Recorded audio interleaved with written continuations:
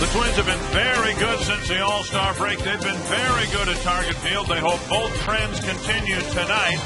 The Twins looking for win number 82 in the season, hoping to perhaps increase their lead in the American League Central. And it's a cloudy night, but a good night for baseball at Target Field. Bert Flyleven and Dick Bramer bringing you Game 2 of this series with the Kansas City Royals. It's an exciting time for a baseball fan if your team is in the hunt. It means all hands are on deck. And for the Twins, that means let's get everybody up here to fill out the bullpen. Well, you know, Glenn Perkins is recalled from Rochester. Pat Neshek, who was up with the Twins earlier this year, he has been recalled. And then they'd still like one more arm out there, and that's Brian Fuentes. Brian Fuentes through today. He said that his back is fine, and hopefully he'll be used maybe tonight, hopefully not, if the starter Liriano can go 9 innings. Of course, you can win occasionally without good starting pitching. You can't win consistently, and that's what the Twins have done since the All-Star break. That's why they've climbed into the top spot in the division. The starters since the break have been outstanding. Yeah, you need guys to step up, and the guy that's pitching tonight has really stepped up since the All-Star break. For Liriano against the Royals, he's 4-3, making his second start this year. He won that ball game in Kansas City where the Twins scored 19 runs for him, but since the All-Star break, 6-0 with a 2.17 ERA in 9 starts. And since the All-Star break, the Twins starters have done a great job. There's Liriano's numbers. Carl Pavano, 6 wins.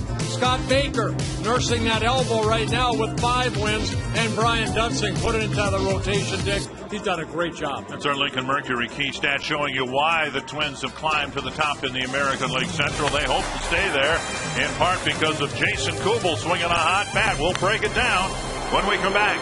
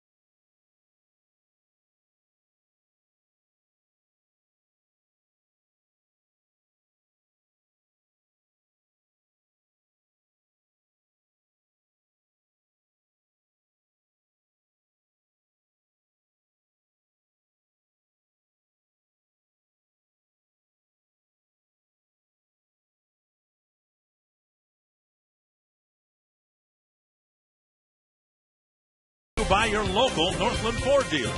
Visit your local Northland Ford dealer or go to northlandford.com. By Menards. Save big money on all your home improvement needs at Menards. And by GMC. We are professional grade. Welcome back to Target Field, where the Twins and the Royals are about to tee it up. A big win yesterday for the Minnesota Twins, and the reason why were some absolute blasts. One by Super Jif Tomey that almost went over the flagpole in right field. And the other one that nobody's talked about really since then is Jason Kubel's opposite field home run. When you talk about a guy with a great swing, we've talked about Tommy. Jason Kubel with an outstanding swing with an opposite field home run. He gets the foot down, and now you look at his hands in a launch position back. Kids, that's what you're looking for, is weight transfer back as you're getting ready to go to the ball. Now the pitch is on his way. Look at that. The head snaps down. The weight transfer, there's the head position, so important. But then the weight transfer, and little kids out there, when you're talking about Little League, squash the bug on the back foot. Well, that's the toe coming off. And then you're talking about hitting against the stiff front side. Outstanding swing by Jason Kubel. We'll watch it here in slow motion. But watch his head go down to the ball and his front leg stiffen. You can't do it much better than that. Frankie Liriano coming in, pitch pretty soon. Royals and Twins coming up next.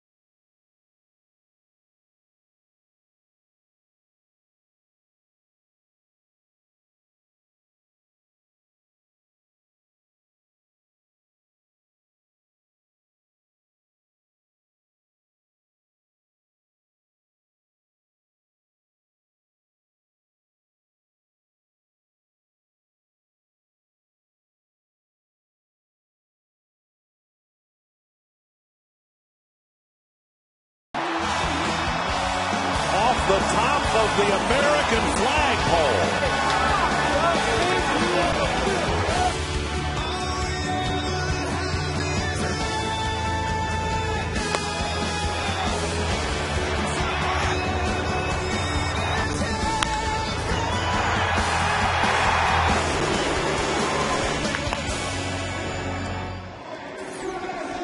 The Twins flexed some muscle last night. They hope to do the same tonight. Jim Thome and Denard Span.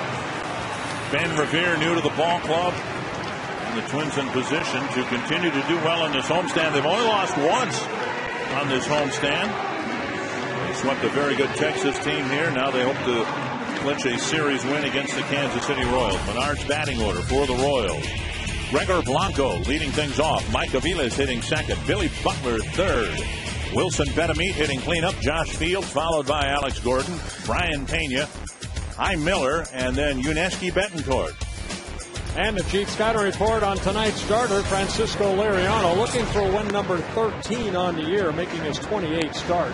His second against the Royals. He won 19-1 against the Royals. But in that ball game, he worked 7 shutout innings. Undefeated since the All-Star break. We talked about that in the open. 6-0, 2.14 earned run average.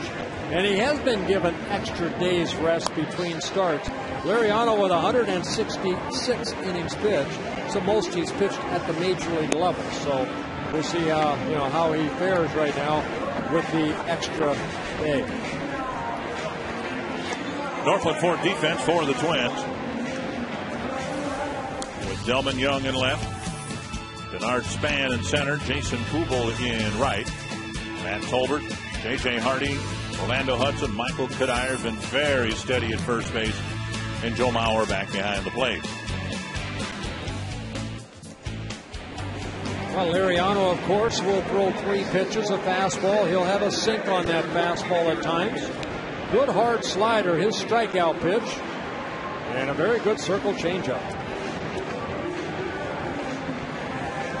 The Twins, who enjoyed the great success here at Target Field, hoping they can get another good start at home from Liriano. Well, those are the numbers I'm talking about right there, the innings pitched. Now, he'll strike out more, of course, 178 strikeouts in 165 innings, but the Twins get into postseason. They're going to need a healthy Liriano, and that's why they're giving him an extra day here or there. Blanco to lead things off. And a first pitch strike. Blanco getting a chance to fill in center field, also in the leadoff spot for the Royals. And he drives one to center. Span with the catch. Pretty well hit ball. And Liriano gets a quick first out. Yeah, Liriano making his 8th career start against the Royals. 4 wins, 3 losses. Twins baseball brought to you tonight in Sony High Definition. One gone. Mike Aviles to the plate. Aviles did not play in yesterday's ball game. This is his 3rd season with the Royals. Spent a lot of time on a disabled list this year.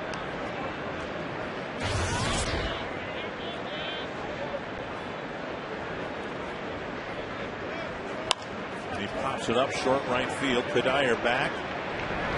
Makes a catch on the outfield grass. So far so good. 4 pitches, 2 outs. In Detroit, the Tigers leading Chicago 6-1. Bottom of the 4th inning. It gets worse for the White Sox. They had to scratch Gordon Beckham before the game. His hand too sore to grip a bat. Remember, he was hit by a pitch about a week ago, and he'd been playing. But he said for some reason today, he couldn't even grip a bat. It was the most painful it's been. And then Freddie Garcia taken out after 2 innings. Boy, that's a shame. Strike 1 to Billy Butler with the bases empty and 2 quick outs here in the first.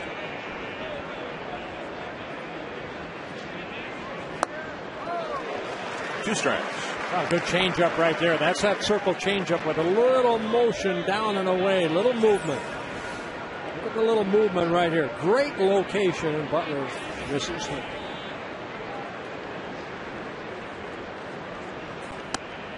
Outside 1-2.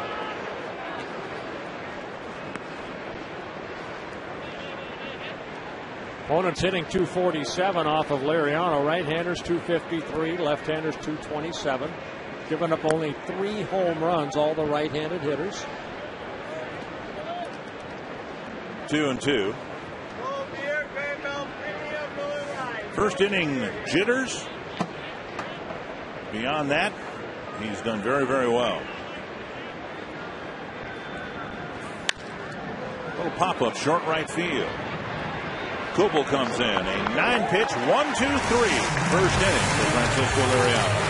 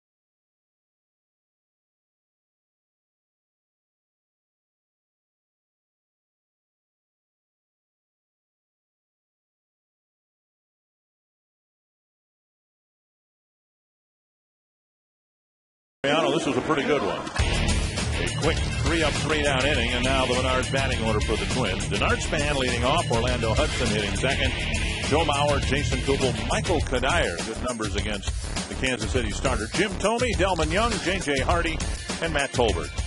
And the Dodge Ram Scouting Report, I didn't know whether to do it on Brian Bannister or Luke Hochshaver, but it'll be Brian Bannister to first start this ball game, and then Luke Hochshaver will pitch next. Ned Yost, the manager of the Royals, hopes to get 4 innings out of Bannister and then 4 out of Luke Hochshaver. Now, Bannister coming off the disabled list, his last start was August 2nd in Oakland, was put on a disabled list with right rotator cuff tendonitis. Little bouncer off the bat of Span. Betancourt throws across to Butler, 1 away. Working for defense for the Kansas City Royals. Alex Gordon, a converted infielder in left. Blanco in center, showed a strong arm last night. Jay Miller in right. Fields, Betancourt, Aviles, and Butler around the infield, and Brian Pena doing most of the catching for Kansas City these days. Yeah, I mentioned Brian Bannister. They'd like to get 4 innings out of him, about 60 pitches. And then Luke Hochshaver, he has not pitched for a long time, since June 11th. He was on a disabled list with some right elbow irritation. And we'll get more into him in the 5th inning, or maybe before. You know, you look at that and you go, oh, no, that's really peculiar. It's September, and this game on the Twins side very important. But really, the Twins kind of did the same thing last night with Kevin Slowey. They started him knowing he probably wouldn't be able to go beyond 5 innings, because he was just off the disabled list. It's just that the Royals are doing it with 2 pitchers. Right. They have an abundance of young arms they want to look at. And, you know, Bannister's one of those guys, 29 years old, in his 4th season with the Royals. They need a healthy right-hander for next year. Josh Fields the short hop, 2 away. It's been a frustrating year for Bannister. 7 wins, 11 losses, an ERA at 5.95, and it's even worse on the road. In 12 road starts, Bannister is 2-7 with a 7.25 earned run average. And those guys scare you when they have numbers like that. You know, they're probably ready to pitch a pretty good ball game. Let's hope the Twins offense can not let him do that. Here's Mauer taking ball 1. A couple of ground ball outs quickly for Bannister in the 1st inning. See the Kansas City outfield playing Joe to hit the ball to the opposite field by a few steps. And he does that, and that'll drop in front of Gordon. So Mauer, who's really wearing out left field here in this homestand, and some have dropped, some haven't. That one died in front of Gordon for a base hit. He has done a great job against the Royals this year. He came into this at bat hitting .527 against the Royals pitching staff this season. And he continues to haunt the Kansas City Royals pitchers. Here's Jason Kubel, 19th home run of the year last night. I thought Ron Coomer did a great job of breaking down his swing in our open. So good job, Ron Coomer. Kubel, of course, just recently back into the lineup. Wasn't on the disabled list, but got smoked pretty hard earlier in this homestand on the right wrist. 1-1. Well, Bannister's not going to put you away with an overpowering fastball. He relies on a good sinking fastball. He'll try to work both sides of the plate where the fastball clocked is 90, 91. Little cutter he's had trouble with because of that irritation he had in the shoulder. Talking to Bob McClure, it's hard for him to get out front because of the tendonitis in that right shoulder. He'll mix in a curveball and a circle changeup. 2-1. I dissected a frog. That was about as much medical training as I did. But if you've got tendonitis, that's not something to be dismissed, right? That's on the tendon. Yeah, that's in the rotator cuff. Actually, you know, rotator cuff out front, so it's in the back of the shoulder, and that's why it's hard for him to get out front. Ground ball to second. Scooped up by Aviles. Twins get a base hit from Mauer. Leave him aboard, no score. That poor frog, too. Never had a chance.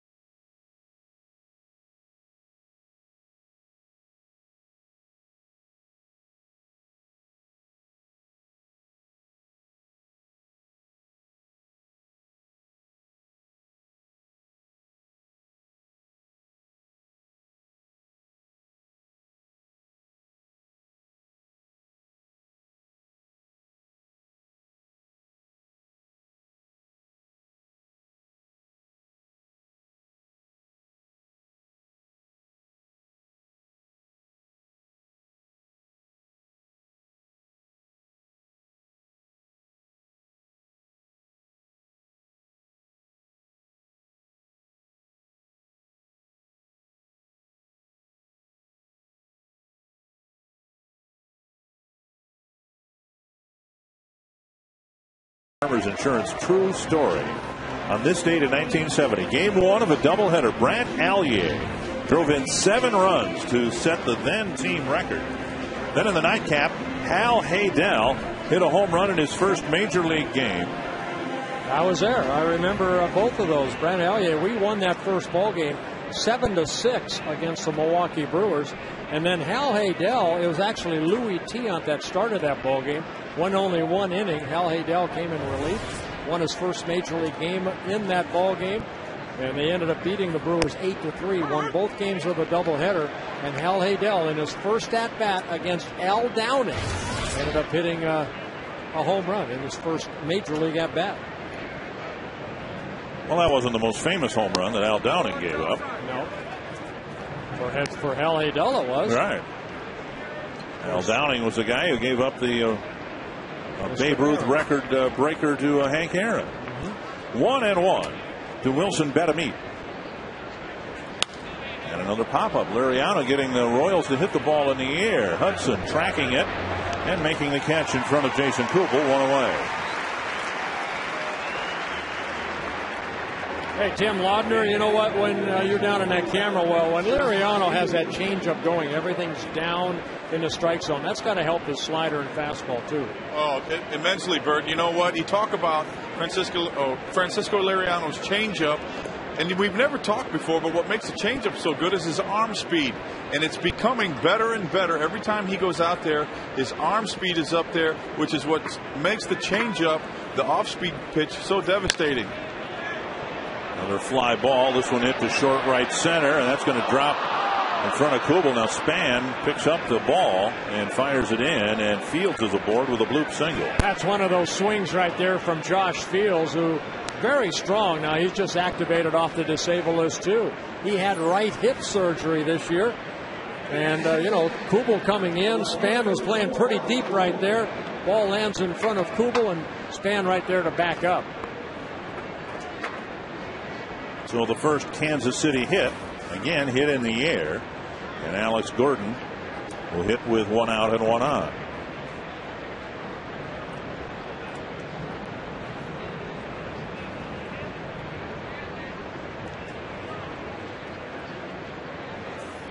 Big swing and a miss. Gordon, as we said, making the transition from third baseman to outfielder. Started the year as the third baseman for Kansas City.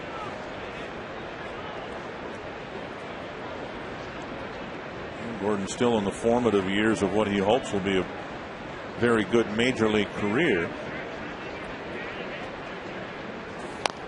He had some hip problems last year that put him on a disabled list, and then this year he broke his right thumb, had surgery on his right thumb. Activated in early April, then May they optioned him out, and that's where he started to get some outfield playing time in the minor leagues for Kansas City.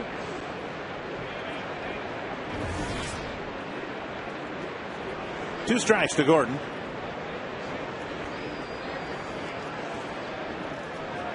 Liriano in his last start against the Tigers struck out 7 shutout innings.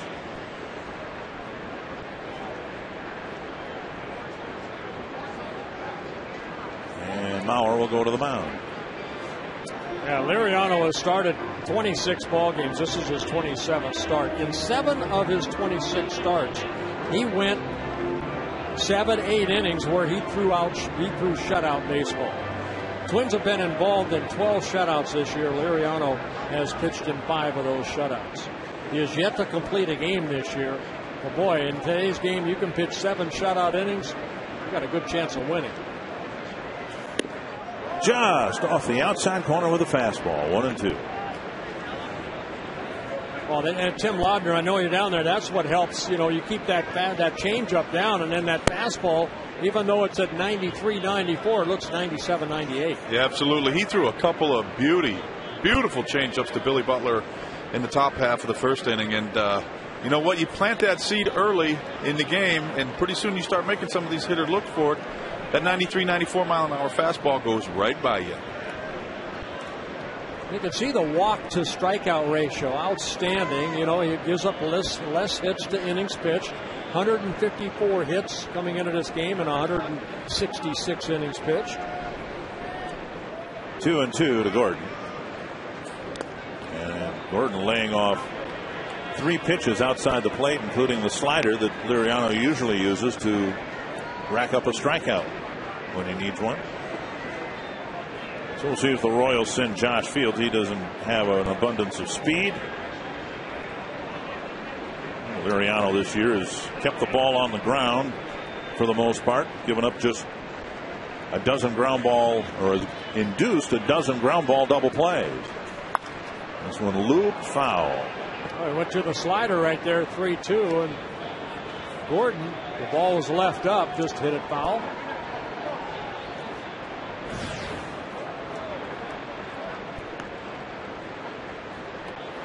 Liriano out of the Dominican Republic, 26 years old. He'll be 27 October 26th in his 6th season with the Twins. 36 major league wins, 29 major league losses with a career save. Another 3-2. And another foul ball. Liriano regularly here in the last month or so has been given at least one extra day to pitch. And on 5 days rest, his record quite a bit better than on 4 days rest.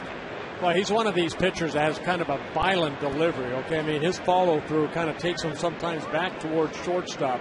So that extra day, I think, is good for him because he really utilizes the lower part of his body. And an off-speed pitch gets a strikeout for out number 2. I know Timmy Lautner sometimes, you talked about it in the pregame. You'd like a starter to go out there every 5th day, but I think Liriano, because of the innings he's mounting this year, the extra day has fared him well.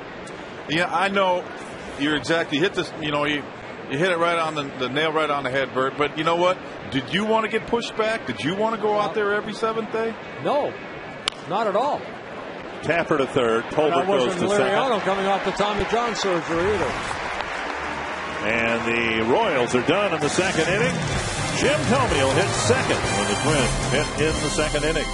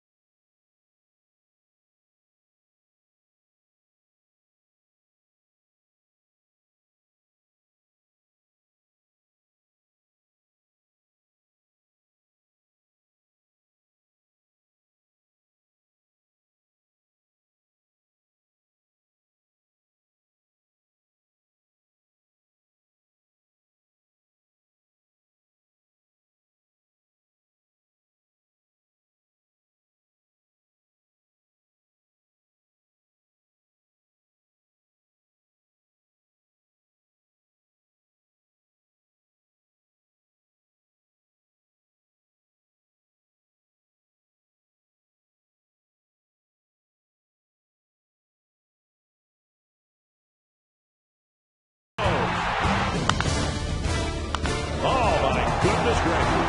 Off the top of the American flagpole. And Jim Thome, leading the team in home runs with 21, will hit second. Flagpole out there, and the flag unfortunately at half staff today. It's nice of them to put that little ball right on top. Right there. Maybe Jimmy next time can knock that ball off. A little ground ball, and Bannister getting the Twins to beat it weakly into the ground here so far. 1 away. And that'll bring up Thome.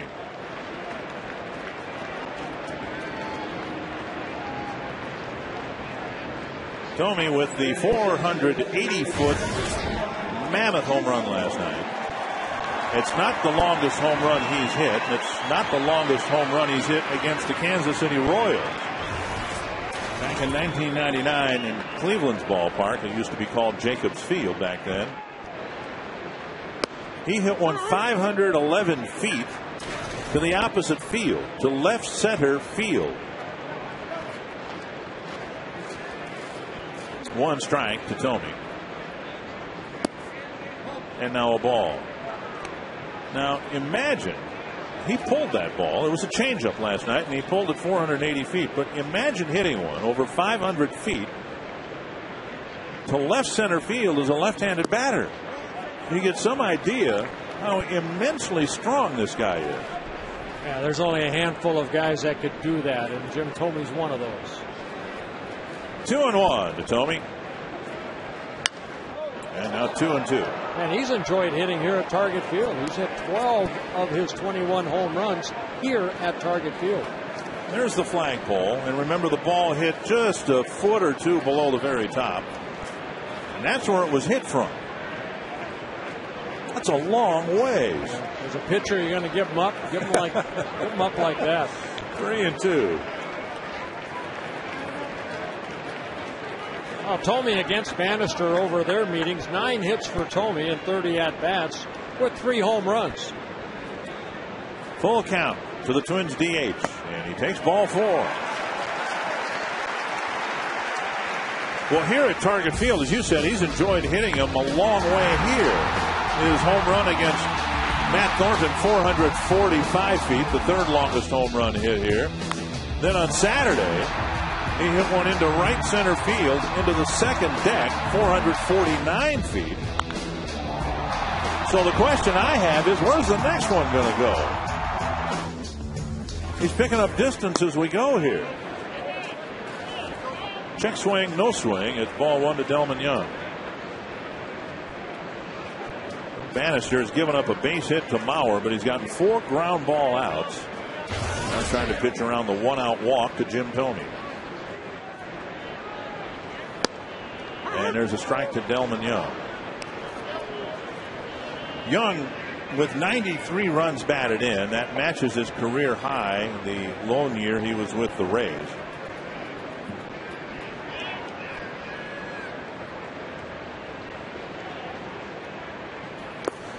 With 24 games to go, counting tonight, pretty good bet that Young will drive in 100 runs. But it looks as if he might be the only Twin to do that. Jason Kubel has an outside shot, 83 runs batted in. Of course, Justin Morneau's season for right now interrupted with a concussion. That's hit to right center and hit a long way. Won't be caught. Nice play by Miller on the carom, and Tomey will only gain third base. Jay Miller not played here before, but he played it like a veteran. Either that or he got lucky. Well, Delman hitting his 39th double, got a pitch up and just went with it. That's that little cutter right there from Bannister. And Miller playing his first time out here, like you said, he went to that wall, got it back in. The ball kind of fell right in his glove. And Tomey stops at third base. J.J. Hardy will hit with 2 men in scoring position and only 1 out. Infield halfway in. They don't have to come all the way in with Tomey being the runner at third.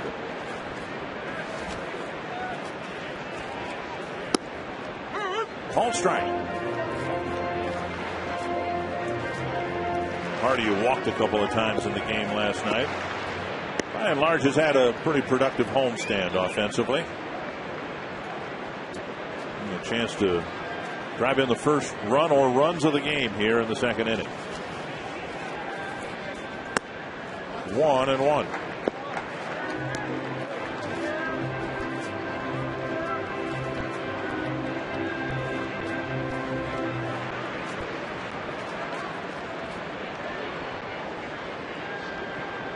Josh Fields, the Kansas City third baseman, former teammate of Tomey's in Chicago.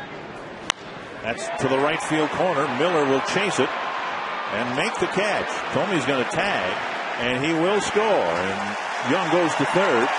So Young hit it in a spot in the field where Tomey could tag and come in from third, and the Twins take the first lead. Yeah, J.J. Hardy picking up his 32nd RBI of the year as Tomey scores. And the ball hit deep enough, Miller has to go retrieve it in the corner. That allows Delman Young to tag up and move over to third.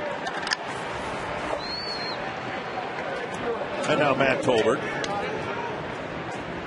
Tolbert playing again at third base.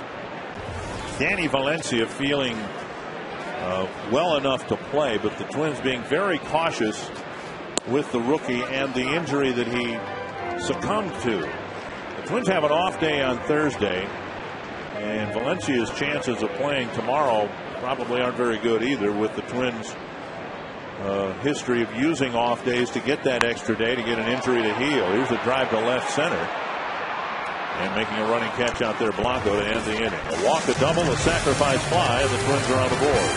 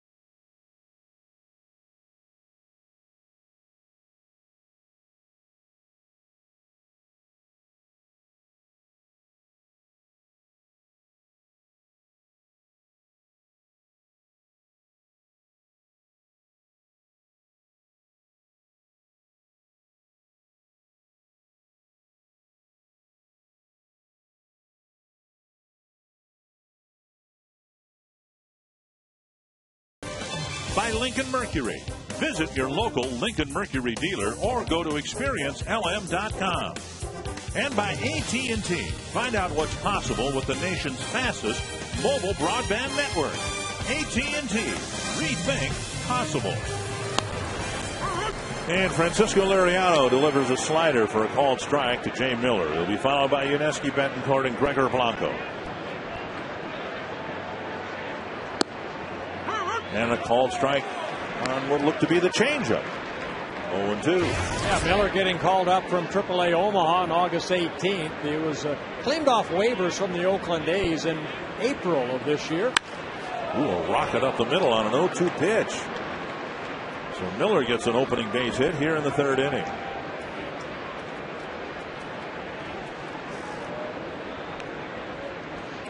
And that'll bring up Yuniesky Betancourt. Yeah, second hit for the Royals. Miller going down and hitting this ball right back up the middle. Betancourt, pretty potent bat to hit ninth, as we discussed at length last night. Ned Yost just doesn't want to move him from the number 9 spot in the batting order. And Liriano starts him with a strike. Yeah, Betancourt just 2 for 17 lifetime against Liriano. You look at the 5, 6, 7, and 8 hitters for Kansas City. A total of 7 home runs, and Alex Gordon has all 7 of those. Here's a bouncer right side. How many can they get? Hudson looks at second very briefly, spins and throws the first one away. Well, good decision right there by Orlando Hudson. You don't want to try to force a play early in the ball game. That ball had a lot of spin on it, so Hudson, his momentum took him over toward that hole between Kadire and himself, and he got the out at first. Here's Gregor Blanco.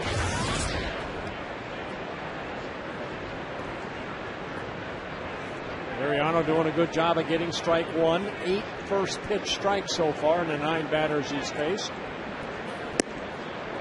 Missing high with a slider, ball 1.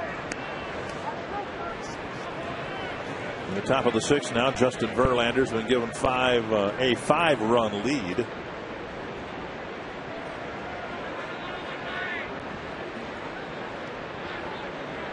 Johnny Damon hit an early home run for Detroit in that game. There's a strike on the outside corner. Well, we talked about Blanco last night choking up. He came over from the Braves back on July 31st for Rick Ankiel and Kyle Farnsworth. Along with Blanco also came relief pitcher Jesse Chavez. He's in the bullpen for the Royals. A little bouncer to short. No chance for the runner to advance. Hardy throws out the speedy Blanco for out number 2. When you look at this Kansas City roster, Bert, and Dayton Moore has had a lot of challenges since taking over the job in Kansas City. But you look at the players that they have acquired and who are playing for them now in September, auditioning, and so many of them are from outside the organization. Whether it's Jay Miller, Avila's even. He's kind of established himself as a fixture in Kansas City, but he came from another organization. Ball 1. Betancourt, former Mariner shortstop.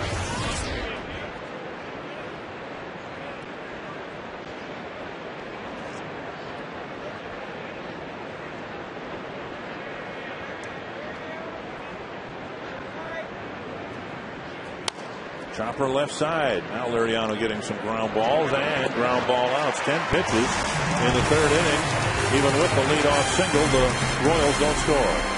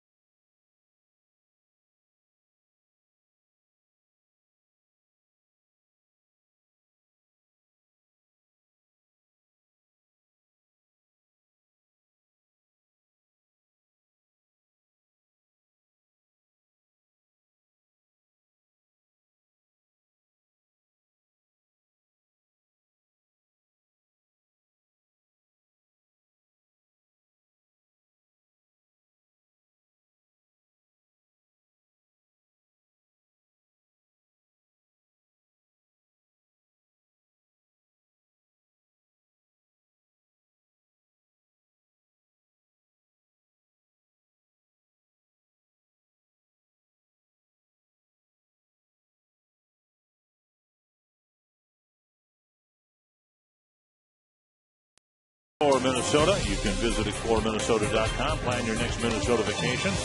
Might want to do it right here in downtown Minneapolis. The Hennepin Avenue Bridge. It spans the Mississippi River, connects downtown Minneapolis to northeast Minneapolis and Nicollet Island.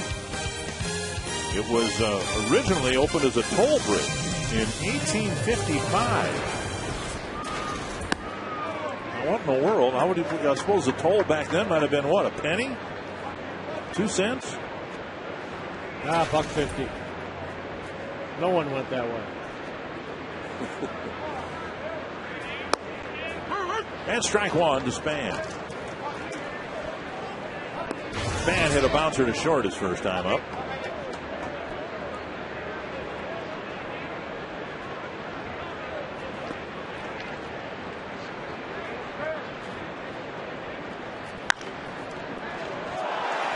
Gets up to first baseman Butler, and it might have stung him. Yeah, got his right hand right there. A bad little hop right there. Butler thought the ball was going to stay kind of about belt high. Came up a little bit higher.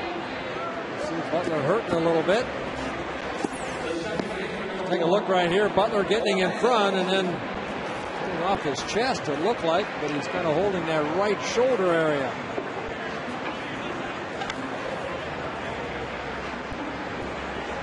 Another look. He might have got his thumb. Kind of put his thumb against his chest, and that's where it may have hit. Remember, Matt Tolbert got a wicked hop and ended up busting a finger up. They'll give Span a base hit here leading off the third inning. I think he automatically, watch his hand right there, the right hand. Yeah, right off the back of the hand.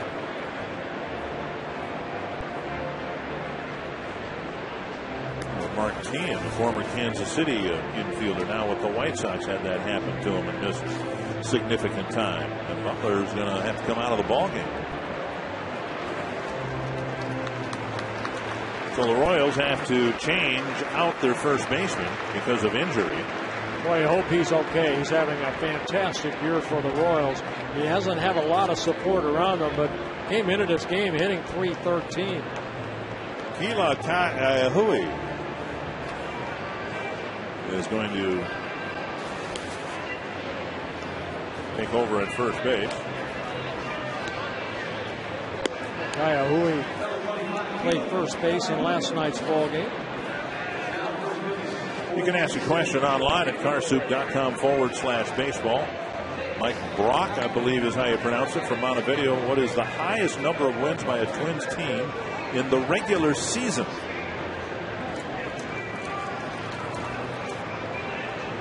In 1965, Twins went to the World Series with 102 regular season wins. I can't believe 1987 isn't on there. You got to 85 wins and kind of went into Operation Shutdown for a few days. That's all we needed. That's all we needed. You remember anything about that week after you clinched? I haven't remembered anything for a long time. Span flops back to the bag. Guys clinched on a Monday in Arlington, Texas. We did? Yes. And then didn't win again the rest of the way in the regular season. Who cares? We won when we needed to win. You did have the luxury in '87. The Twins did too in '91. Their Span taking off. And he's safe because Betancourt didn't hold on to the ball. Looked like a kind of a sidewinding throw by Pena, but it was on target, and Betancourt didn't hold it. Well, Betancourt now kind of moving his left hand around. That ball, I mean, this is a good throw right here by Pena. Looking in, so maybe a hit and run missed. But Betancourt kind of takes his glove off after he applies the tag and loses the ball and shakes his left hand. So a stolen base will be given to Span, his 21st of the year. And now Hudson will try to pull the ball through any means necessary, try to get Span up another base. Taps it foul, 1-1. Well, Pura, Minnesota, Renee and Viola Boardman. Happy 60th anniversary to you. The shores of Dead Lake. Been in the Purim area many times. A lot of great fishing lakes in that area. 1-1 to Hudson. He goes to left field. And Gordon with a nice diving catch.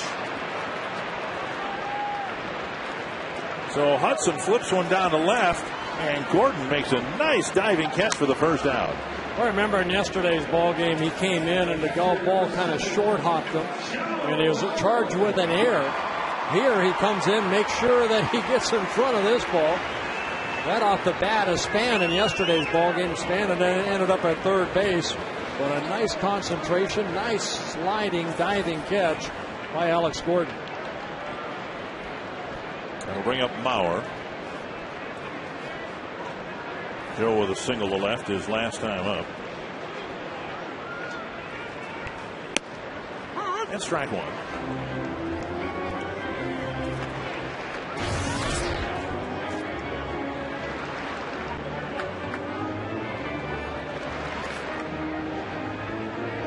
Mauer with 70 runs batted in. Drove in 96 in his MVP season a year ago.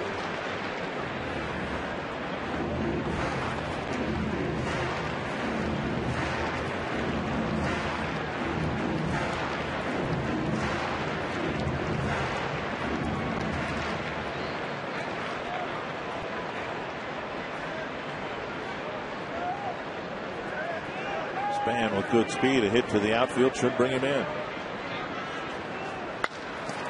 Knocked down by the pitcher Bannister, and he recovers in time to throw Mauer out. A hard smash. Remember last night Mauer lined out to the pitcher, and now Bannister is able to knock down a hot smash and keep that ball from getting into center field. I think this ball ended up getting the left wrist of Bannister. He went down to get it. The ball ricocheted away down the back of the mound.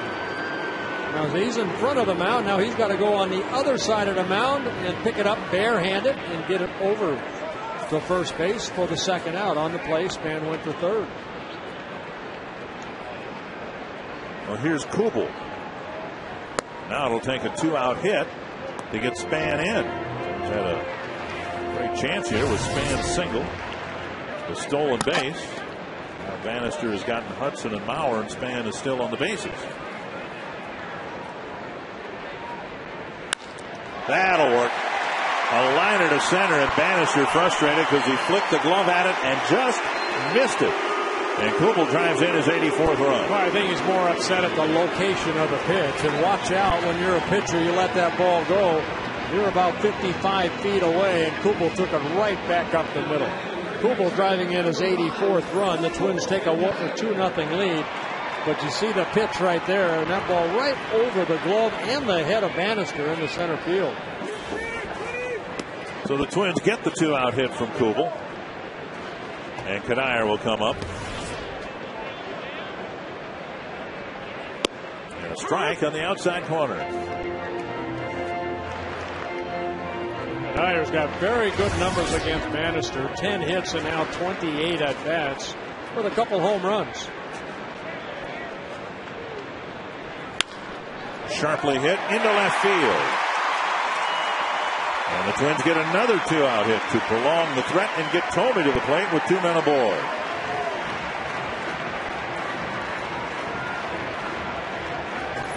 Well, Bannister made some rehab starts down in AAA. That ball middle in. Josh Field at third base. Field's at third base. Dives for the ball. The ball gets through him. So the Twins get their third hit of the ball game. This inning. And here's Tomey, who walked and scored in the second. 585 home runs. One behind Frank Robinson on the all-time home run list. A strike on the outside corner. Pretty nice company right there. And that base hit by Kadire, that keeps his hitting streak alive now at 12.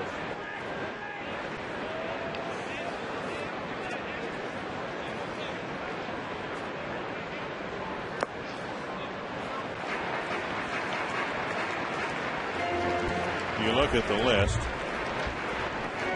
and then you look at some of those names on the list, and you can probably take a Sharpie and mark off some names. And at least 3 of them I see ahead of Tomey. So you look at Robinson, and in the minds of many, I think he's 5th on the all-time home run list. And just a bit of Twins trivia. When Harmon Killebrew retired, he was 4th, and Frank Robinson played another year, I believe just 1 year, and passed Harmon on the home run list. So when Harmon retired, he had just Aaron, Ruth, and Mays ahead of him on the all-time home run list. And of course, a few weeks back, Tomey passed Killebrew on the home run list. 1 and 2. And now 2 and 2.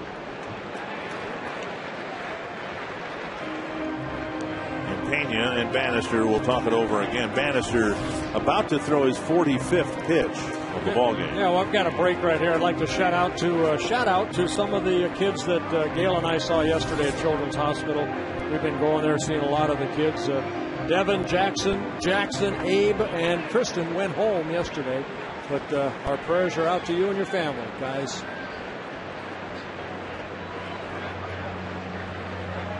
2-2 to Tomey. And now 3-2 with Young on deck.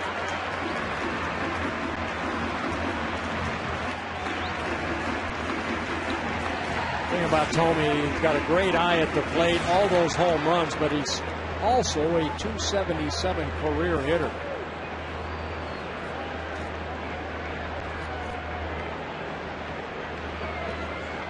Full count.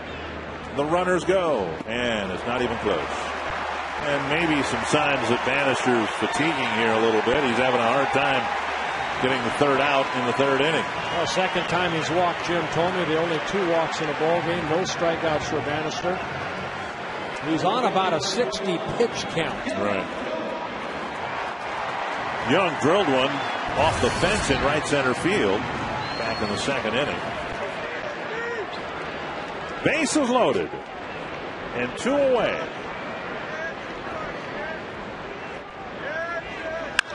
Sharply hit and through. Kubel scores. Kadire behind him. He's going to score, and Delvin Young drives in a pair with another 2-out hit. And a career high in RBIs now for Delvin Young at 94 and 95 in his career. A big 2-run single for Delvin, giving the Twins a 4-1 lead. Jumping on that first pitch, hitting it through the infield.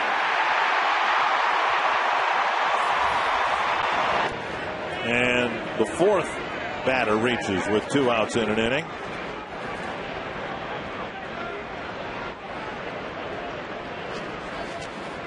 Here's J.J. Hardy. Hardy drove in the first run with a sacrifice fly to the right field corner.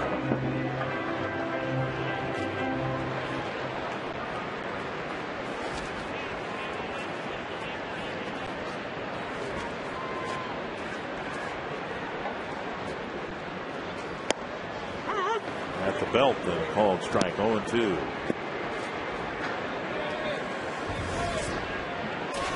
The idea was for him to go at least 4 innings. Right now, this will be his 50th pitch for Brian Bannister.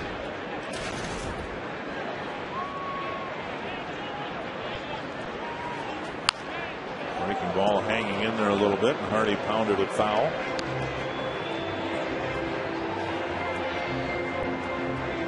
Bannister making his 114th Major League start. He has 37 Major League wins, 49 Major League losses. For the son of former Major League pitcher Floyd Bannister. Kicks away from the catcher Pena, high up off the screen, so now 2 men are in scoring position. And the count's 1-2 to J.J. Hardy. Be a wild pitch charge to Bannister that goes down and away. Pena trying to knock it down backhanded. Ball kind of rolled up his glove into the backstop. No activity in the Kansas City pen. Bannister really wobbling here with 2 outs in the third. 9th wild pitch for Bannister on the season.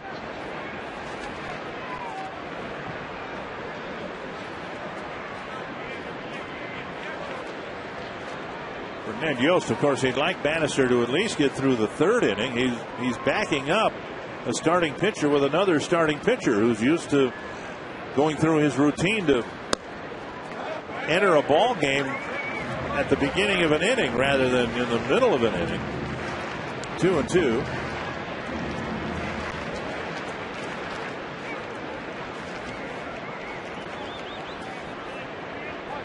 And now it's 2-2 to J.J. Hardy. Up the middle, base hit. Tomey scores. Young right behind him, and the Twins get another big 2-out hit. Yeah, nice piece of hitting by J.J. Hardy. That ball down, it just went a nice swing right up the middle.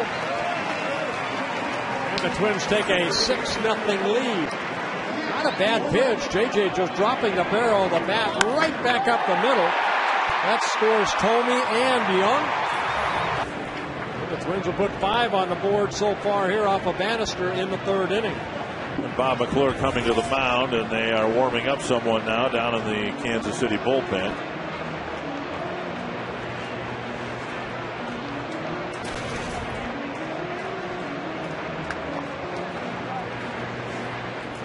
So 6-0 here. 6-1 in Detroit. The Twins hoping to parlay a win against a Chicago loss and increase their lead. Greg Holland is warming up in the Kansas City pen.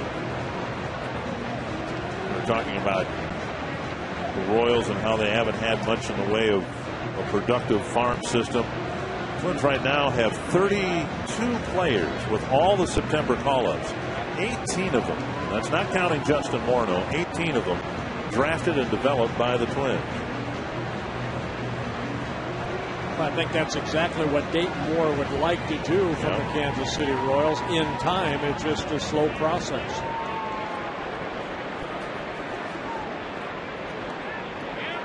Here's Tolbert with Hardy at first and still 2 away.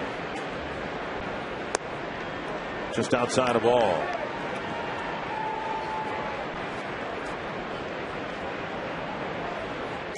Last night the Twins used the home run ball. Here in the 3rd inning, it's just been a succession of singles. Tolbert sends one high and deep to right center.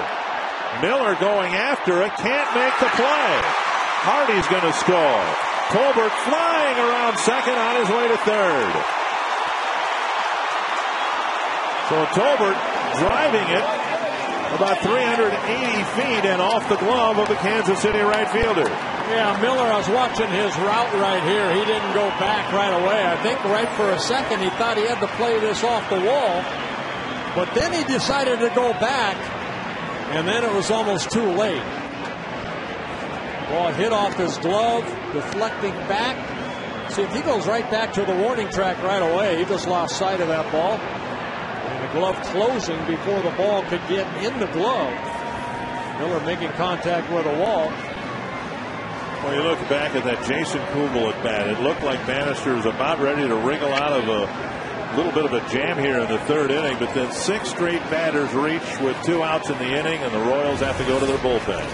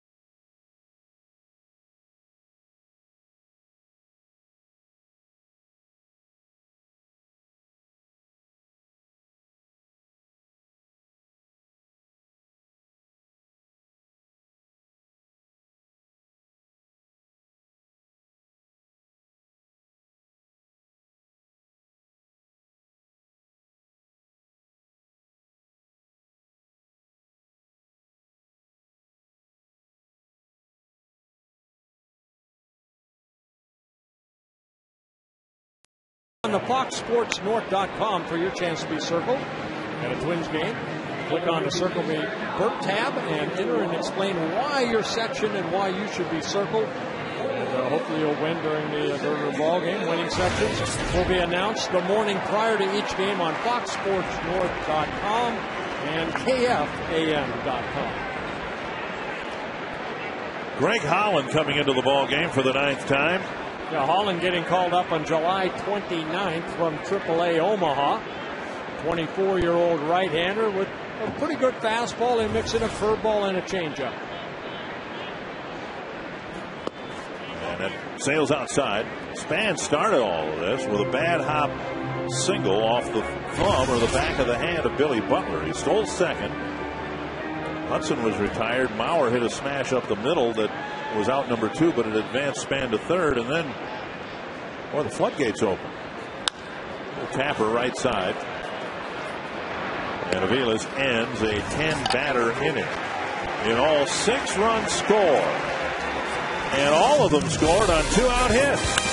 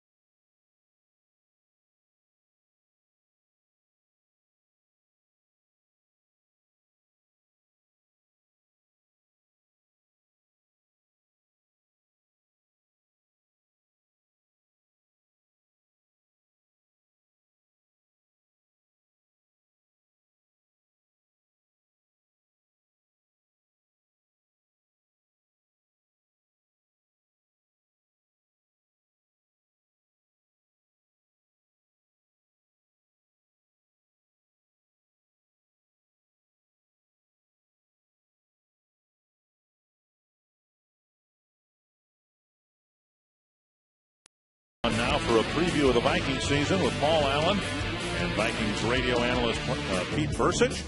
Plus, Tim Brewster breaks down the Gophers' running game from the season opening victory.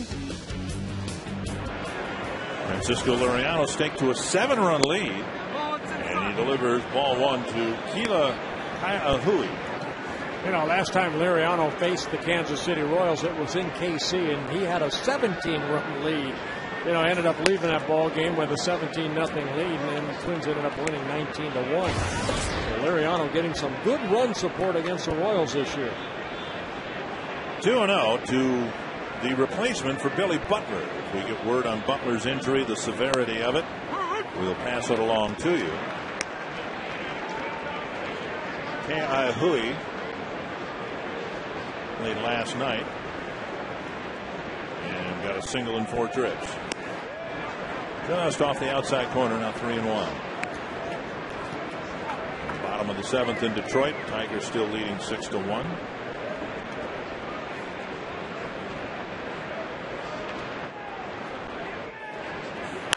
Bouncer right side, right at Hudson. One away. Early on, Liriano is getting his outs on pop-ups and fly balls. Now he's getting them all on the ground. Trivia brought to you by AT&T, who are the top 3 players in the top 10 all time in home runs and walks. Well, one of them's here in the ballpark tonight. Okay.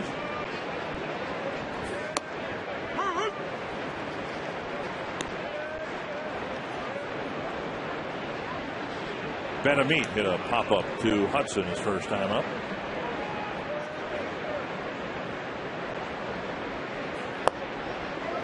I gotta believe Mr. Ruth is on there. Barry Bonds. Yes. And Mr. Tolman. I think we nailed it. For left side. Colbert sets. Fires out number 2. Well, nice little play by Tolbert. He had time to get his body in front of that ball. Caught it over to the side. Nice little hop. And made a good strong throw across the diamond.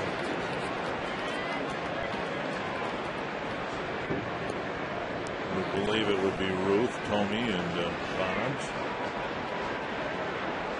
Ding, ding, ding, ding, ding, ding. 2 gone in the 4th, and here's Josh Field, singled in the 2nd.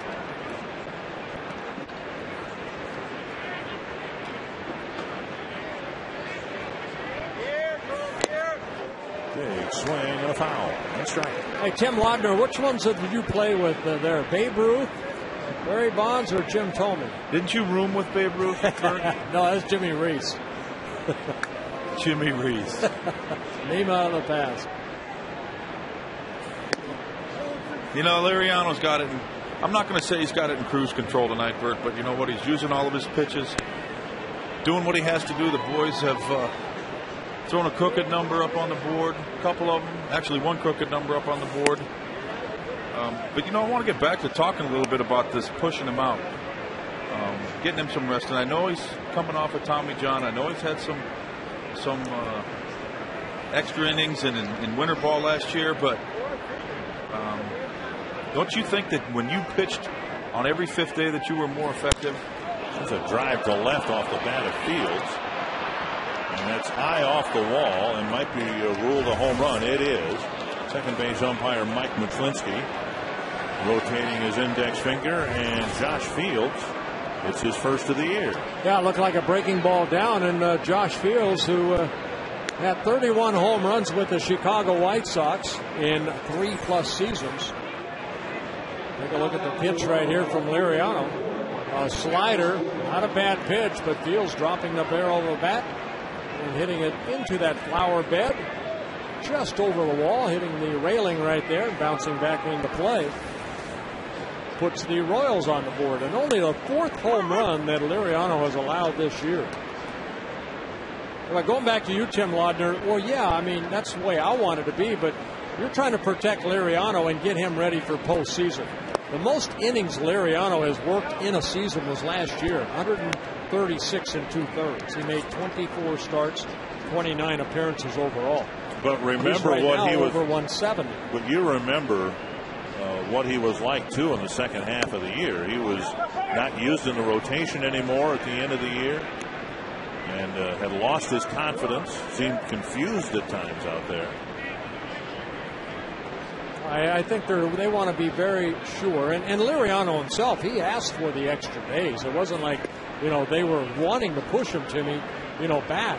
He asked, he said, my arm's a little fatigued. He said, you know, if possible, I'd like to maybe skip a half a start. And they moved him back 3 days. Sure, Bert. You know that if the pitcher says that his arm's tired, his arm's dead, there's nobody that knows about that arm any more than that pitcher himself. So when he says something like that, I know you got to listen to him, and you got to try to help him out and get him whatever you can. Obviously, you want him fresh for the end of this month. And, you know, if you're fortunate enough to get into postseason play, you certainly are going to depend upon this guy to pitch a lot of innings in postseason play. Bouncer to second. Hudson has the ball come up on him a little bit, stays with it, makes the play. Josh Fields hits a home run. The Royals are on the board, but the Twins still lead by 6.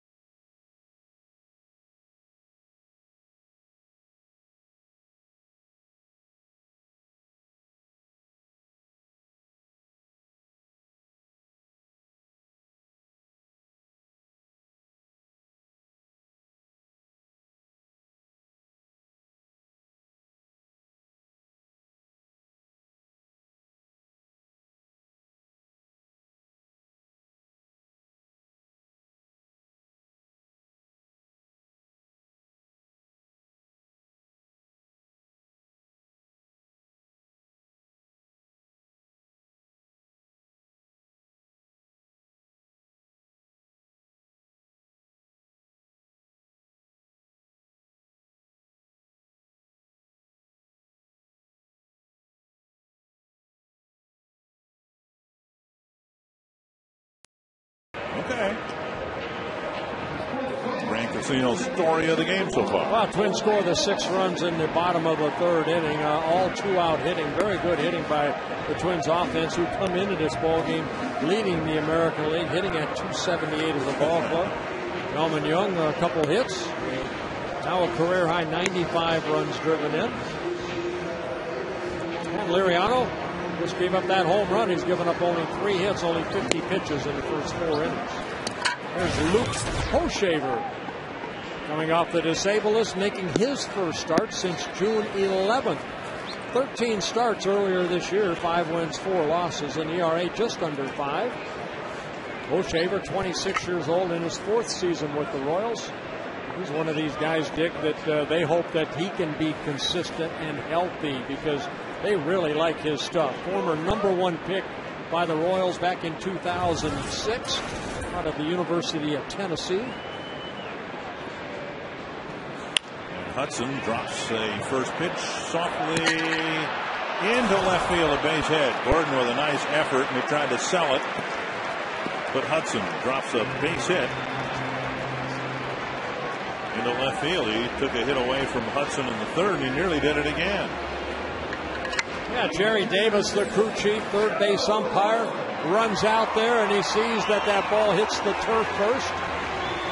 And a little short hop right there. And Hudson gets his first hit of the ball game. Twins get their 9th. Bauer to the plate. He served a single to left and then hit a smash up the middle, knocked down by Bannister for the 2nd out of the inning, and it looked like Bannister was going to get out of that 3rd inning, but then single, walk, single, triple. Yeah, Twins with 9 hits. Every starter has at least 1 hit so far, other than Tomey, but he's walked twice.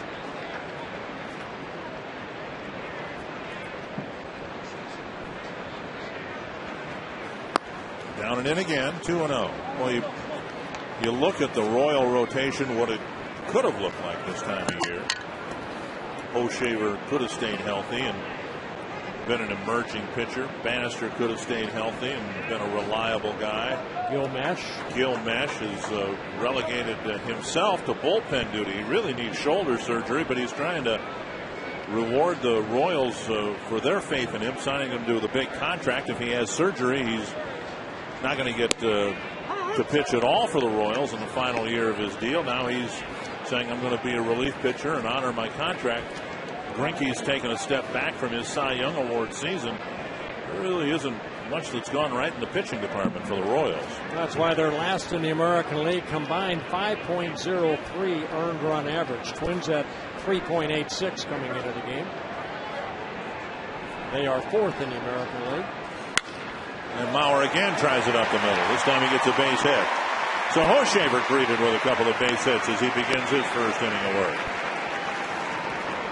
Hey, Hoshaver at 6'5", about 210. He came off that mound and that ball hit right behind him in the center field. Pena going out to talk to his right-hander with a runner at second base. Not much movement on that fastball, and Joe taking advantage of it right back up the middle. Twins already have 10 hits, a triple, a double, and 8 singles. And Kubel got the 2-out single to drive in Span to make it a 2-0 ball game. Now it's 7-1.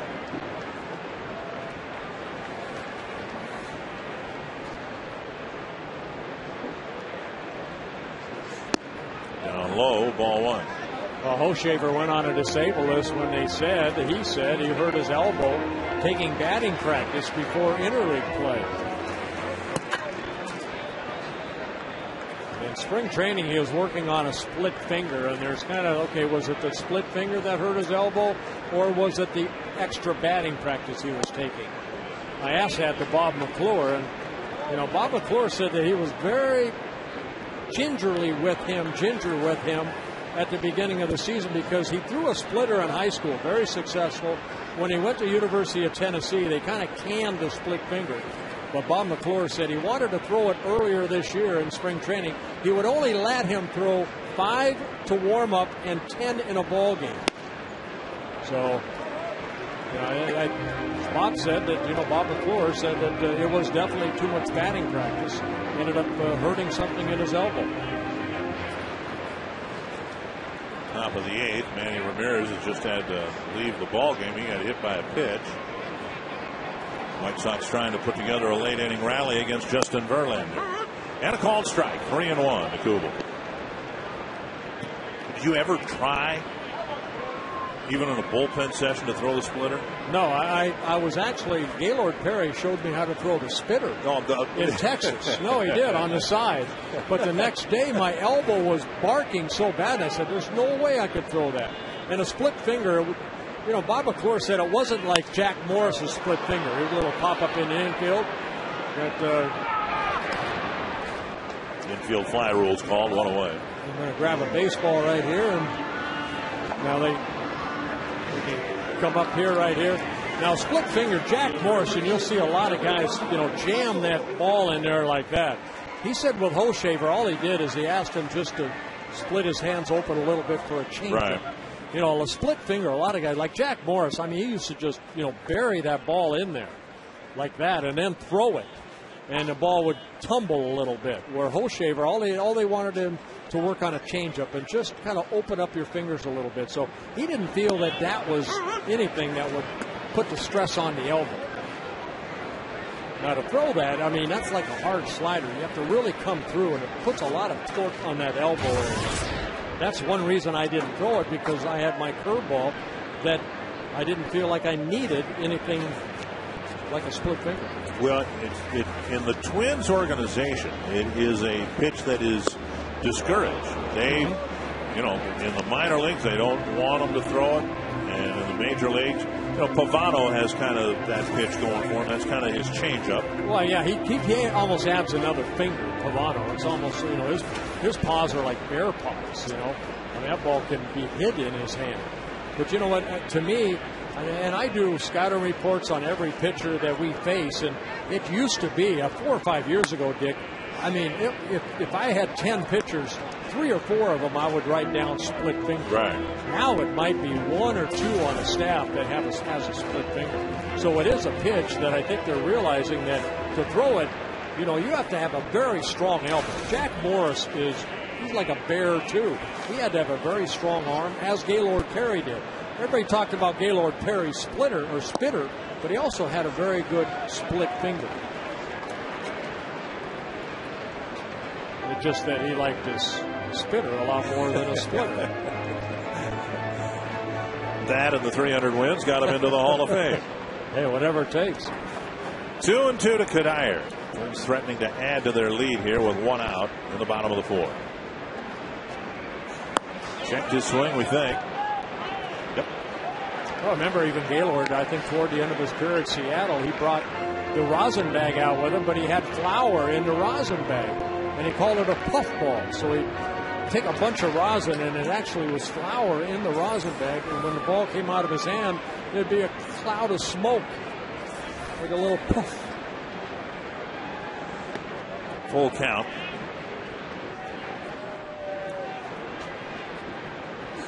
And Cuddyer swings and misses for out number 2. A good pitch right there by Holshaver. Good fastball down and away. So Holshaver picks up a big strikeout. Good sink on that ball. Twins fans, you can get involved in our telecast. Let us know who you think will be the Arby's Value Player of the Game. Text the word value, followed by a space in the player's name to short code 234234. Some sentimental votes for Jim Thome, who's walked and scored twice.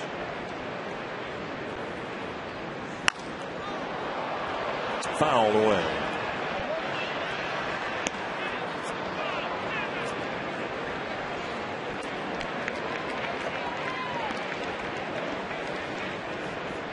One strike. Bauer at first after his single. Hudson started the inning with a single.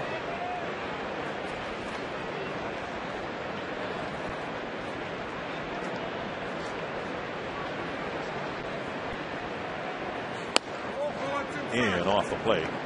1-1. You've seen enough of Thome. Where would you pitch him? What would you do to get Jim Thome out? Well, you'd have to go in fastballs up a little bit, because I think we can see by that swing yesterday, a pretty good low ball hitter. Tremendous strength. If you're going to go away, you have to keep it down and away. That ball up, dealt high away, he'll drive the other way. Tremendous power to all fields. Then I'd hook him. I don't know that Hochevar has your hook. Not many did. I was blessed with a good curveball, and I would make him hit my curveball. I would go letter high inside and hopefully foul off one of those pitches so I could set him up for the curveball. Maybe drop a curveball, a slower curveball for strike one. I wouldn't be embarrassed by giving a home run up to this guy. You challenge him. That's what I would do, and that's what Hochevar's going to try to do right here. You sure you didn't give up a home run to him? I don't believe I did. I think you overlapped for a year or two there, didn't you? Yeah, I don't know if he did. If he did, good for him. But you can see the ball down, what he can do with it. He can knock the flag off the pole. And I think Orlando Hudson spoke for all of us. Yes, he did. But holy cow. 1-2. Then, of course, I'd drill him one time. Just let him know I'm out there. That hit Thome, I think. Yeah. Breaking ball down and in, and it got Thome. Thankfully, he's able to sprint to first base. Yeah, it looked like a little slider down and in, and you hold your ground if you're Jim Thome, and the ball looked like it hit the back foot. So it would be the left foot of Jim Thome. Well, Delmon Young might get 100 RBIs tonight. You see the back foot right there off the toe.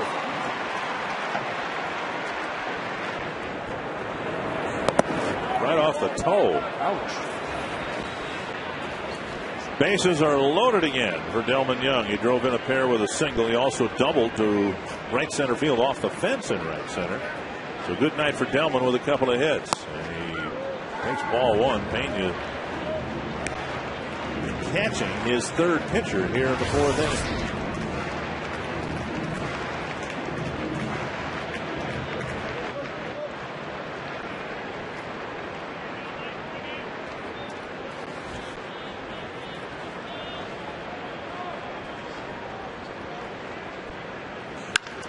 Drilled to left. It stays in the park. 2 will score. Thome to third, and Delmon Young with 3 sharp hits and 4 runs batted in.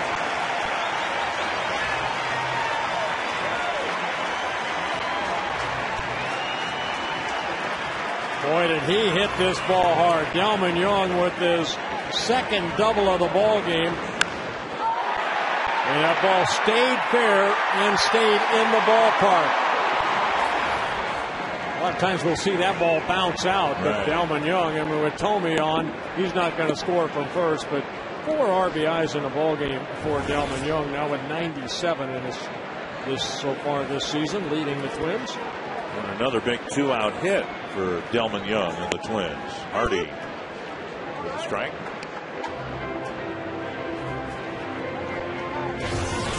The Twins getting at that run back that they got the Royals who got in the top of the fourth inning and added one more. 9-1 lead for the Twins. And Hardy lifts one to right. Miller is there to end the inning, but the Twins get a 2-out, 2-run double from Delmon Young. And now lead it 9-1.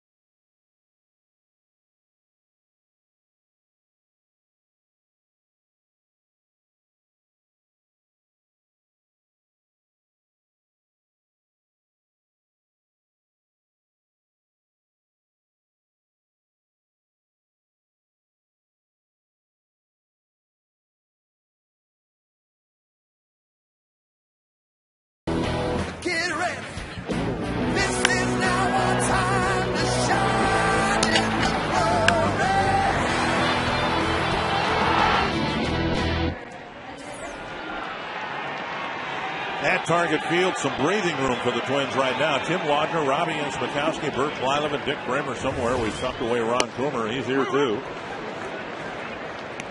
And we will see what unfolds here. Ron Gardner said before the game, specifically regarding Michael Kadire, that boy, he'd like to have a game where maybe in the late innings he'd be able to give Kadire a little bit of a break. Now the Twins have an off day on Thursday and another off day on Monday, but Kadire has been out there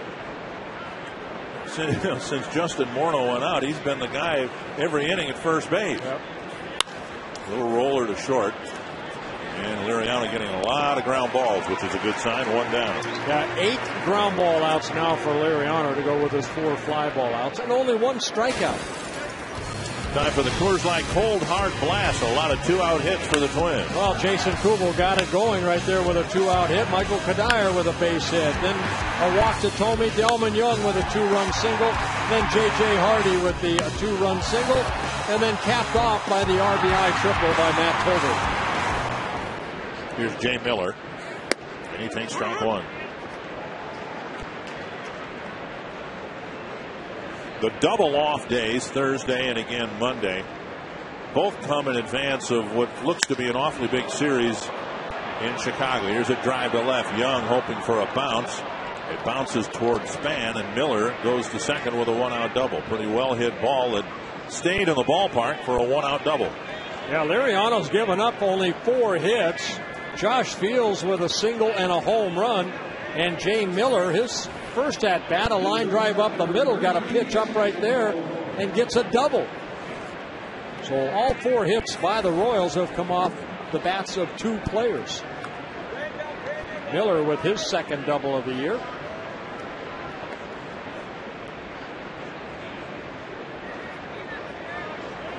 Hey, go back to Kadire. Kadire's played in 135 games now, and this is the 139th for the Twins.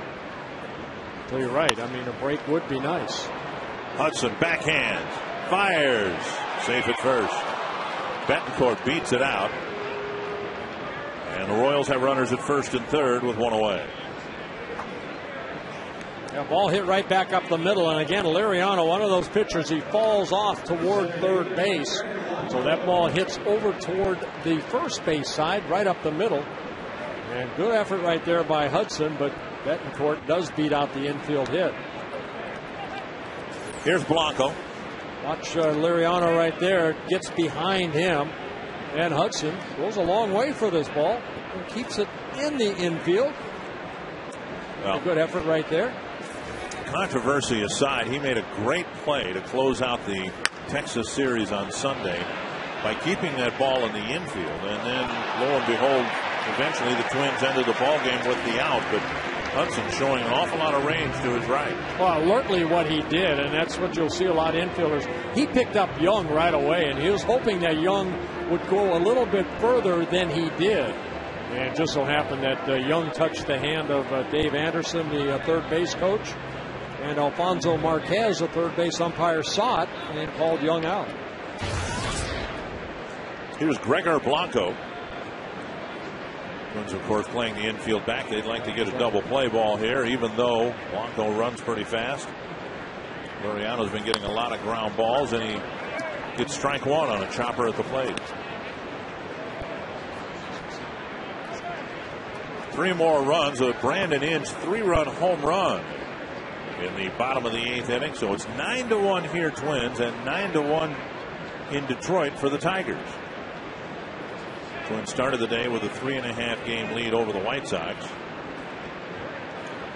Barring a dramatic turnaround there or here, it looks like it's going to be 4.5 games.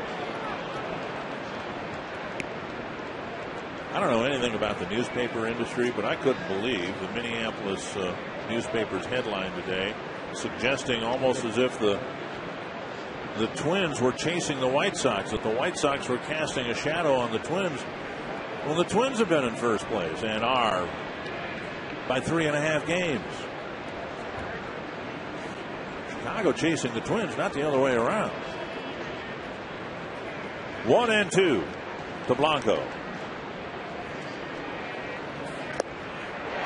And Blanco is gone on strikes. Just the second strikeout. Yeah, and it came at a right time. Runners at first and third, and that's what you're thinking right there. Liriano, a strikeout pitcher, his 180th strikeout of the year. And it came at the right time, the second strikeout of the ball game. Stepping back from the strikeouts, though, he's only thrown 60 pitches. He's, as they say, pitched to contact here tonight successfully, and he's on the verge of completing 5 innings. Mauer with a tough block, and there's the carom. Yeah. And the Twins will see the Royals score a run, and Betancourt scampers to second with Miller coming in from third. Yeah, it'll be a wild pitch, charge to Liriano. That ball getting behind Joe and it hitting the limestone and coming back. But Miller at third, his speed. You see that ball where it landed. And the ball bouncing back toward home plate. And then through the glove of Liriano, but Betancourt moves to second. So 9-2 with 2 away. Liriano, his 10th wild pitch of the year.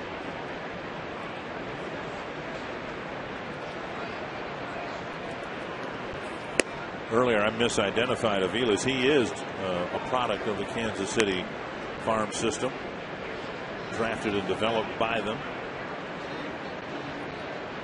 He's 0 for 2 tonight. A couple of years ago, he came up and hit .325 in 102 ball games. And then last year went through the Tommy John surgery. Oh, foul. And for that reason, the Royals in what's been another lost season for them. Not too anxious to overwork Aviles, much like the Twins were handling Liriano gently when he came back. Why burn up a guy? Very rarely will he play back-to-back games. They might have a productive middle infielder in Mike Aviles if they bring him along slowly. 3-1.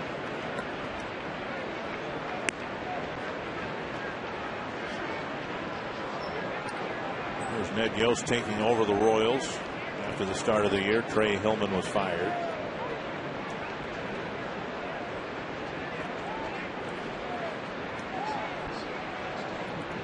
Three and 1 to Aviles.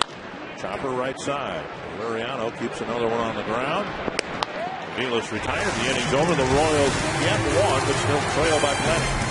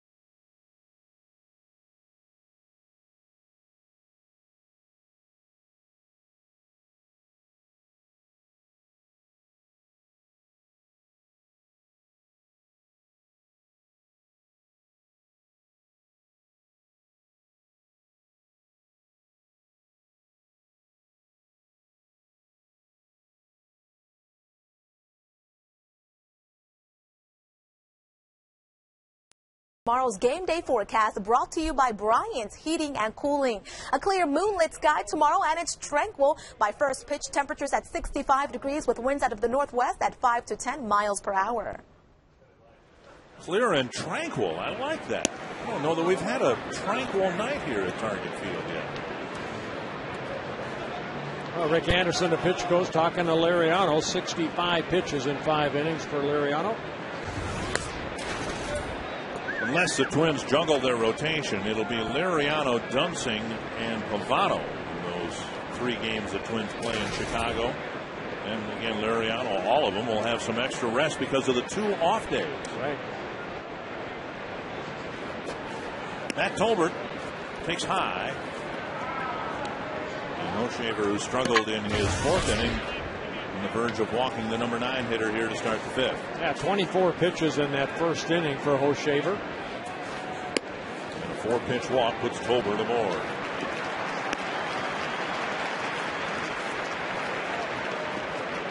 Nolan and Naomi Smith celebrating their 8th wedding anniversary with us here tonight. They have 3 children from Austin, Minnesota. Congratulations. You're here from section 126 enjoying the game tonight. Congratulations. 8 years of marriage. That's awesome. Congratulations to you. Welcome up to our booth. Here's Denard Span with a man aboard, nobody out in the 5th. And there's a first pitch strike. Span with a single and a run scored. He also stole a base in the 3rd inning. Did a ground ball to short and a ground ball to second.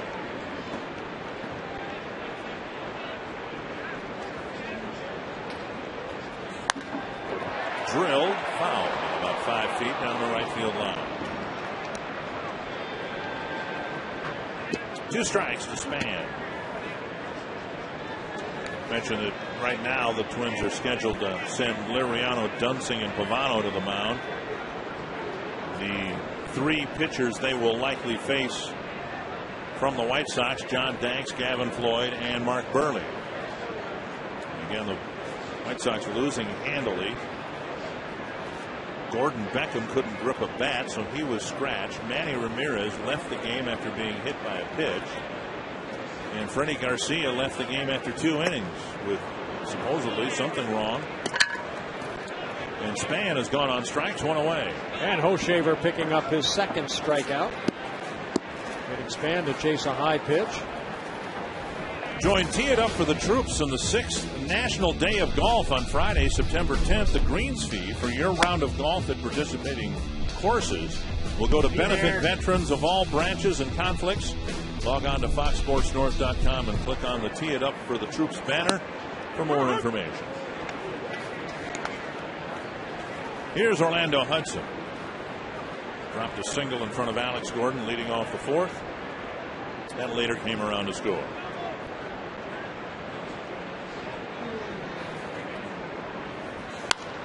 And now a ground ball, base hit to left. 1st and 2nd. 1 away. And Joe Mauer will come to the plate. Yeah, you don't see a lot of movement off that fastball of Hochevar.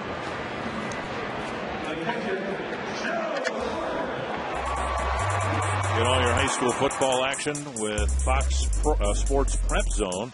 You can log on to foxsportsnorth.com and click on the Prep Zone link and choose to watch one of 4 high school football games live each week. You can log on Friday to watch this week's featured games: Stillwater at Moundsview, Eastview at Eden Prairie, Wayzata at Lakeville South, or Benilde at Totino Grace. Here's Mauer. A couple of hits. A run scored. And now 1 strike. A single off Hochevar last inning, right up the middle. Well, Mauer came into this ball game a .527 career hitter this year against Royals pitching, and 2 for 3 so far in this ball game.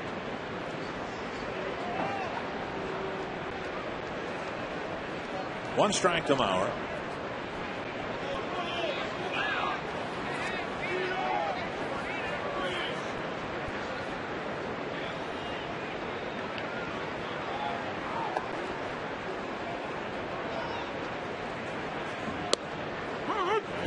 Speed pitch taken for strike 2. Yeah, good curveball right there.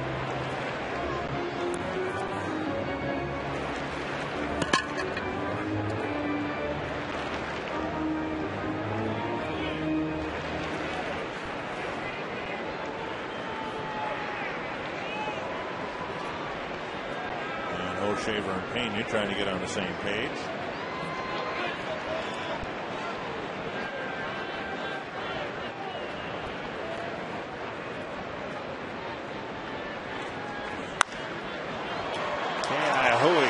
it down and throws it to Hochevar covering. A sharp ground ball for out number 2, and Hudson and Tolbert each move up a base.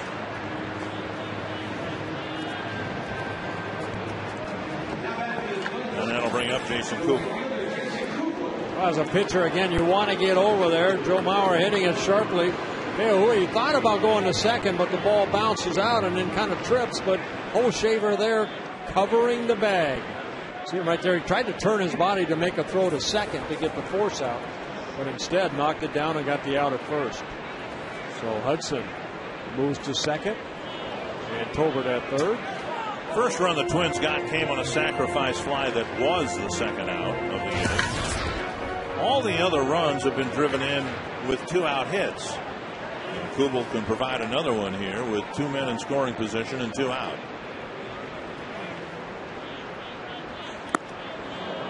Up in front of the breaking pitch, 2 strikes.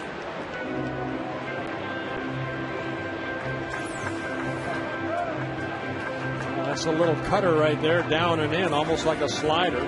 Good location underneath the swing of Jason Kubel.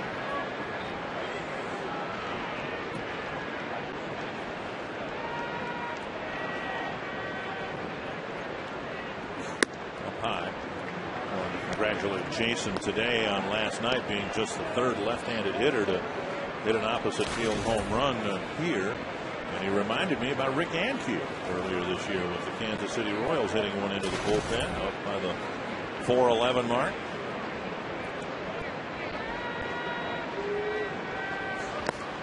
Kubel strikes out. And the Royals a little slow and being aware that's the 3rd out.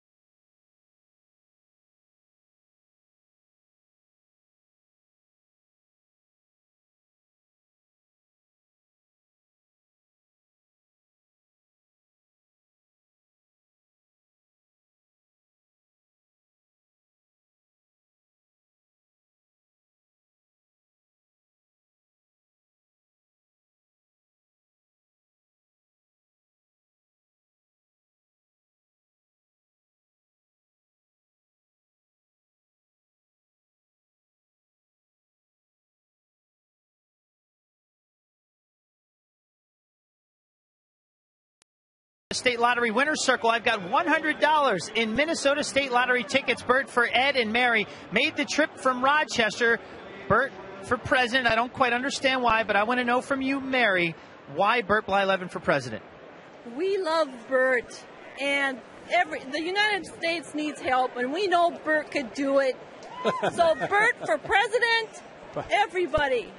What would his platform be exactly? Lower taxes. Lower taxes, more baseball. Would his platform be pitching maybe? Probably. Okay, Ed and Mary. Pitching. So, Bert, if you ever run for president, just know you have a whopping 2 votes here, okay? Well, that's very nice. Thank you very much. But, I was born in Holland. I cannot be president. I can be vice president. I cannot be president. But, wait a minute. Are you sure about that? You could be vice president? I believe someone born out of the country can be vice president. Is that right? Never be president. I believe that's what I understand. I may be wrong, which might be a first. But as president, you would admit when you're wrong, right? I mean, you'd admit your mistakes. Oh, for sure. Yes. Well, I think all our presidents do. They all make mistakes. Now, for a slogan, a chicken in every pot has already been taken. So for you, maybe a beer in every fridge. That would be cool.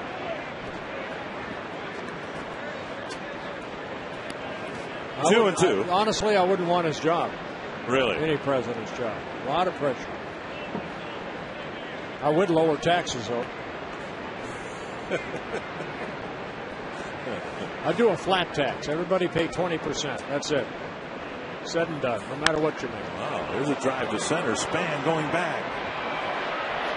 With room. One away.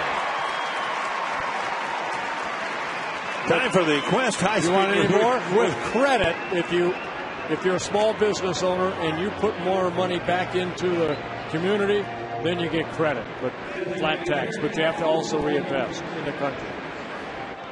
Well, I forget this mundane stuff here. The Quest High Speed pitch brought to you by Quest High Speed Internet. Yeah, Liriano at 95, and we'll go with Bannister, the starter here at 91. What would your platform be in Mideast politics? I know, I'm not getting into that at all. That's for another time. I know when to stop. Oh, really? Great stop at third. Matt Tolbert. And a tag by Kadire. Oh, what a play by the corner infielders. Well, a couple of years ago, Ron Gardenhire said that Matt Tolbert was a hummingbee, a guy that was all over the place. Very good defensive player, takes a lot of pride in his defense. And we've seen Danny Valencia make the same play, but what a great play right here by Tolbert. Gets up, a dot across the diamond, a little bit on the infield side, so Kadire comes off the bag and tags out Wilson Betemeat for the second out. Nice all-around play. Down and away, ball one to Josh Fields. Go ahead. I know you're over there. You just want to ask me more. I'm fascinated with the idea, A, that you can be vice president and not be president, because I always was told the vice presidency is one heartbeat away from the presidency. I don't think that's. I'll have to look at my history book, but you have a history book? Yes, I still have it from high school.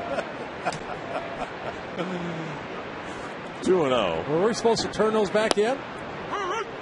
2-1. Fields with a home run and a single against Liriano.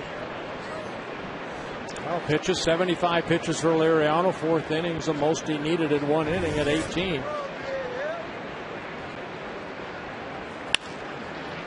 And now Hardy backhands, plants that back foot on a hop, on target to Kadire. And a 3-up, 3-down, 6, highlighted by a fine play by Matt Tolbert.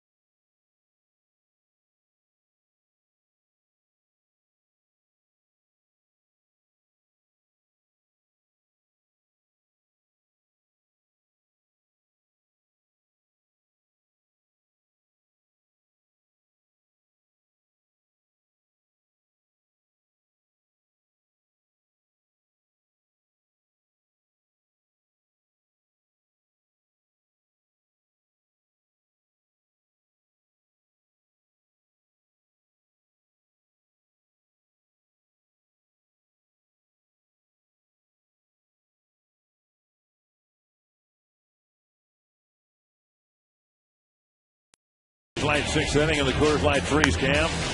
Wow, you know what? I mean, it's no surprise the defense right there. That ball took a bad hop on Billy Butler.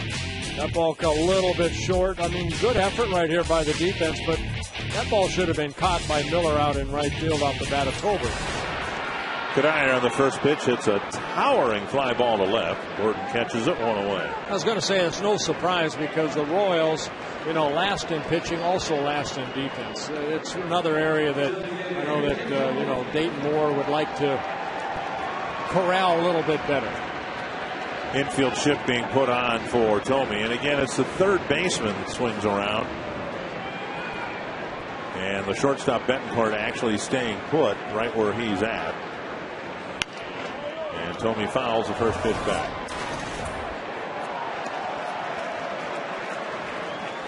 It's kind of hard to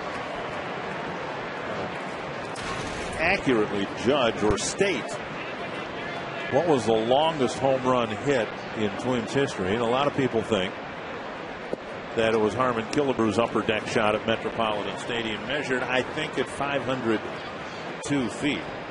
Tony Oliva, and he says he has proof of it, at the old ballpark in Kansas City. Hit one out of the ballpark against the Kansas City Athletics. And the pitcher's name was Dave Wickersham. In around the hands. Tony hit it out of the ballpark and right. Oh, he didn't check his swing. He hit it over a road and up against a house that was across the street outside the ballpark, in the old ballpark in Kansas City. George Toma, who back then was the Royals groundskeeper. I pitched in that old ballpark. And Tomey takes another one of it. So I know what you're talking about. George Toma, legendary groundskeeper, got the ball for Tony and did what he could to officially step it off. And back whenever this happened in the mid-60s, George Toma measured it at 517 feet and wrote that on the baseball. So Tony Oliva claims to have the ball from the longest home run in Twins history, 517 feet. How far is that one? Oh, my goodness. Get over the fence. Perhaps taking exception to some of those high and tight pitches. Right. Tomey has just tied Frank Robinson on the all-time home run list. Home run number 22 on the year for Jim Tomey.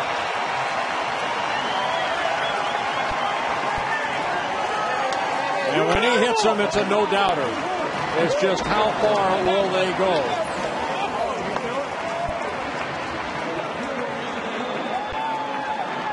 Just missing the flagpole he hit last night.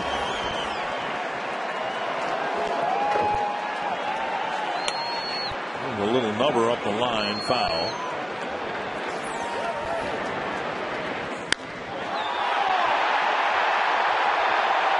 And he nearly replicated. He nearly put a ringer on the home run he hit last night. He nearly hit the flagpole again. 586 home runs, and they acknowledge it on the scoreboard. What a moment for Jim Tomey. Officially tied for 8th in the all-time home run list. And Delman Young lifts one high and deep to left, but on the warning track, caught by Gordon. So 2 warning track fly balls and another mammoth blast by Jim Tomey. Come on, crowd, get him out there. See if J.J. Hardy waits a little. There he is. Very nice. Good for the crowd. They wanted Jim Tomey to take a curtain call, and he's able to do it. 22 home runs on the season. And over for a strike. Now they marked that at 452 feet. So he's got now the 4 longest home runs hit here, and they've all come in the last couple of weeks. The shortest of the one is, in terms of the pennant race, the most memorable is 11th inning home run against Matt Thornton that turned a loss into a win. Then the one here on Saturday into the second deck. The one last night that hit the top of the flagpole, and then the one tonight at 452.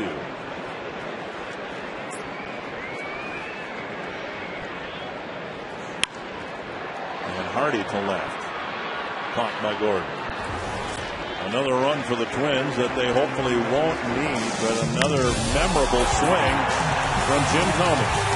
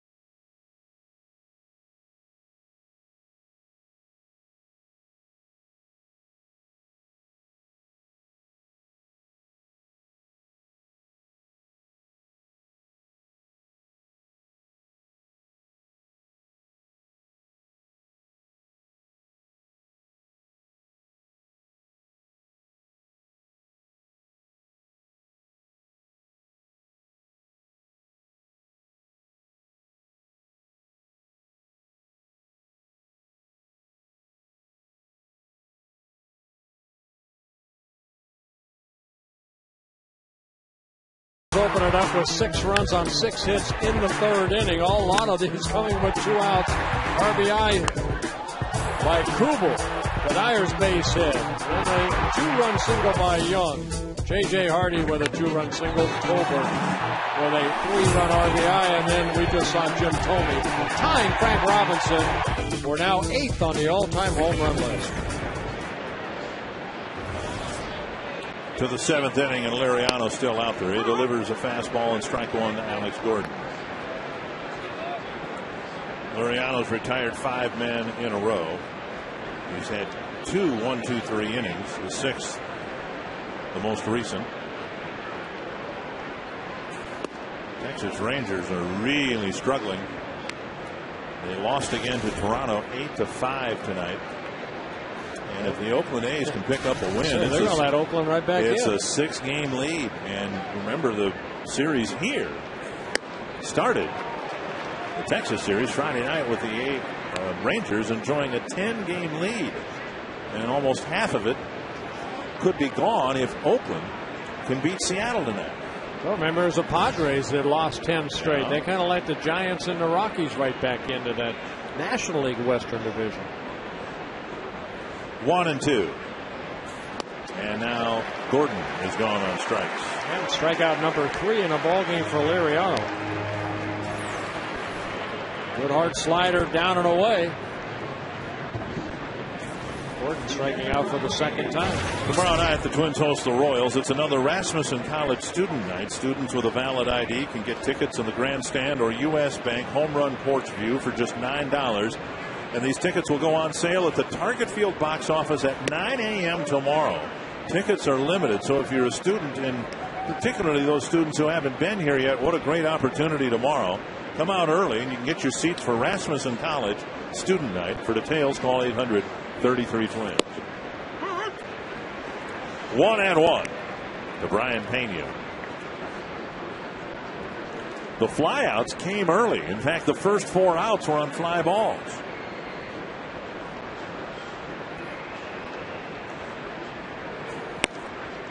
2-1. Tigers did beat the White Sox, as we said, 9-1.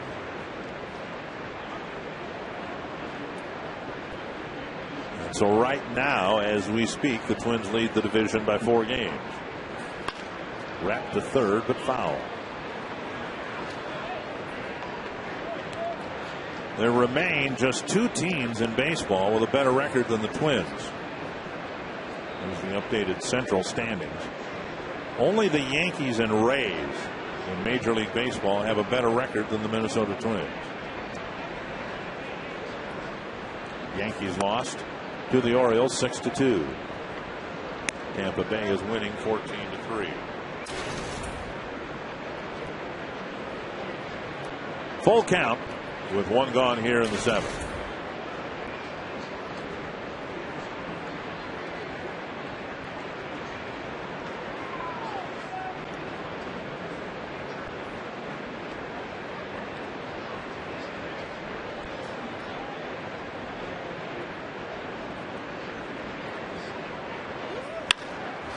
And through the hole to left. So Pena gets his first hit on the ground to left field, and Jay Miller will come to the plate. I want to think about joining the Twins on deck circle and plan ahead to be here regularly in 2011. For a minimal deposit, you can put yourself in line for all the different season ticket plans available. You can call 800-33-TWINS or visit twinsbaseball.com for all the details on the Twins on deck circle. Here's Jay Miller, pair of hits in the ball game. Liriano misses low. Yeah, Jay Miller has put a couple good swings against Liriano, a couple base hits, a base hit and a double. Miller, 25 years old, originally signed by the Florida Marlins. 2-0. Liriano with 88 pitches. Twins would like to see him get through the seventh. There's no shortage of relief pitchers now for the Twins. They have 10 of them.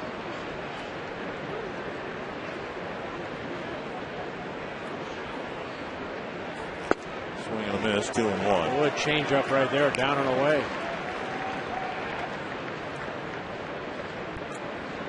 Be crowded out there. 7 right-handed relievers, 3 lefties. There's Pat Neshek just joining. Sitting next to Manship and Alex Burnett. Slider, and Miller swings over the top, 2-2. Jose Mahara still hoping to come back sometime in the next couple of weeks. Yeah, I saw him earlier today. He said he feels great. There's Brian Fuentes. Fuentes had a bullpen session today and it went okay. They're going to try it again tomorrow if he is back. We'll respond to that. Yeah, pitching coach Rick Anderson out there with him as he kind of lightly tossed. See how that back felt. He told me that normally his back issues have been up in the mid back. This is a little bit different injury or situation down in his lower back. 3-2. And a swing and a miss. Miller strikes out, second strikeout of the inning. Oh, good changeup right there, and strikeout number 4 for Liriano. That'll get us to Yuniesky Betancourt. Hey, pull the string. Miller swinging through it.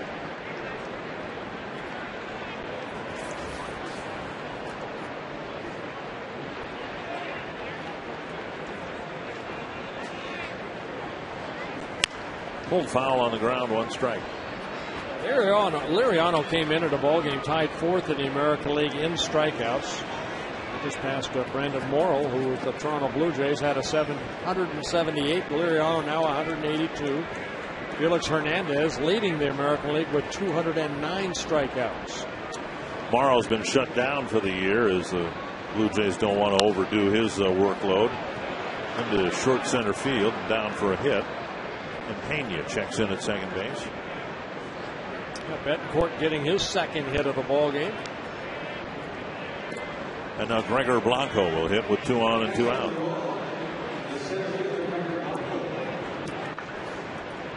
Former Twin Rusty Kuntz, the first base coach. Well, you see Betancourt right there with his left hand. Remember that throw that Span stole the second base earlier? Betancourt kind of took his glove off and shaking that left hand.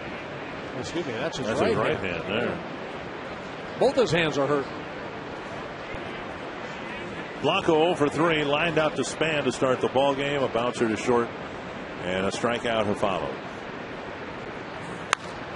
And hit right at Span. Actually, he has to go back about 2 steps to end the inning. 2 singles, no damage done. Bottom of the 7th coming up. Stay tuned for the 7th inning stretch. Brought to you by Medical.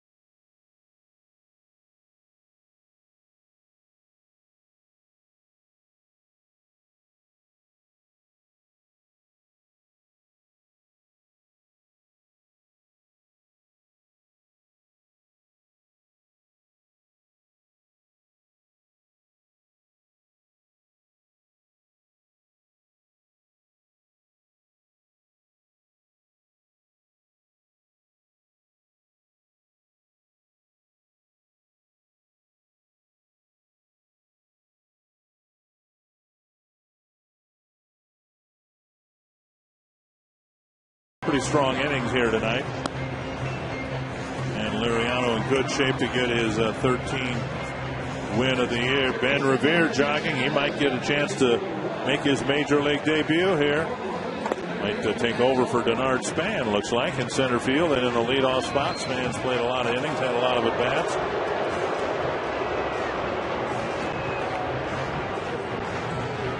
Ben Revere, the two-time minor league slayer of the year, will apparently get a chance to hit here in the bottom of the 7th inning. Jesse Chavez will pitch for the Kansas City Royals. O'Shaver gave the Royals 3 innings, 3 earned runs. Tolbert will lead off the 7th against Chavez, taking strike 1. Well, a moment coming up here for Ben Revere, who's in the background wearing that helmet with the protective shield. Several weeks ago, hit around the eye with a pitch, broke some bones around the eye, made a remarkable recovery, a very quick recovery, jumped back in to his minor league season, and in the second game back got 4 hits and is about to make his major league debut. Jesse Chavez, he came over from the Atlanta Braves in that trade that sent Rick Ankiel and Kyle Farnsworth to the Braves.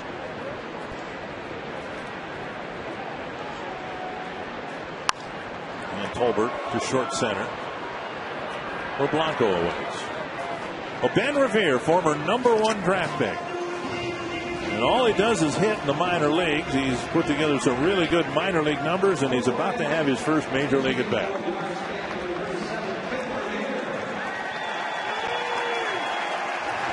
Again, a 2-time minor league player of the year. And one of the most engaging personalities the Twins have run through here in a long, long time. Yeah, 28th overall pick in 2007 for the Twins. Lexington Catholic High School out of Kentucky.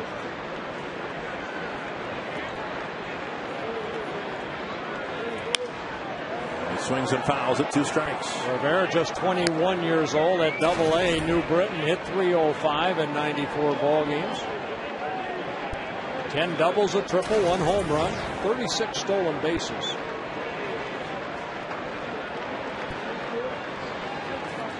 Two strikes. And up high. It was thought at the time that Revere's beating would end his season. Instead, he was able to make his major league debut in 2010.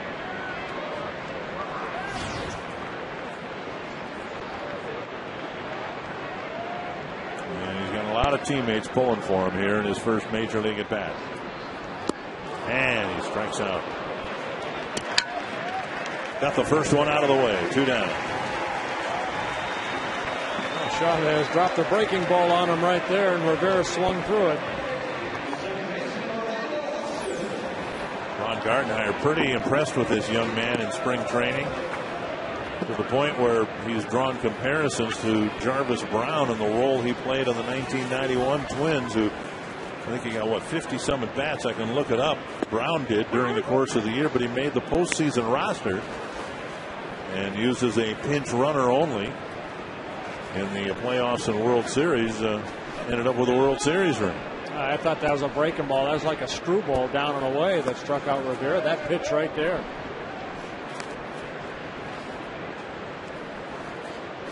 Yeah, in 1991, Jarvis Brown got 37 at-bats during the regular season and went on a wonderful playoff ride with the Major League club. Hudson flips it foul, 1-2. Hudson was singles his last 2 times up.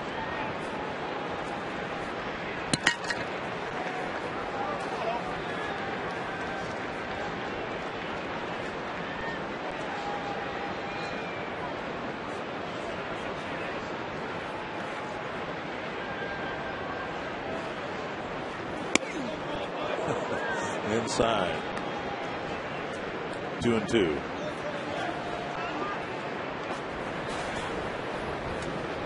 Just got here today, and they might get into a ball game tonight. Tap foul. Well, Liriano at 95 pitches after 7 innings. His day is probably done, or his night is done. Another quality start for Liriano.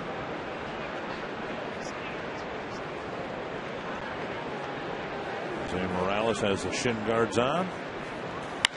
The bouncer to short. And the Twins go down 1-2-3 in the 7th. Now we're heading back to the dugout. We'll see if the Twins switch catchers when we come back.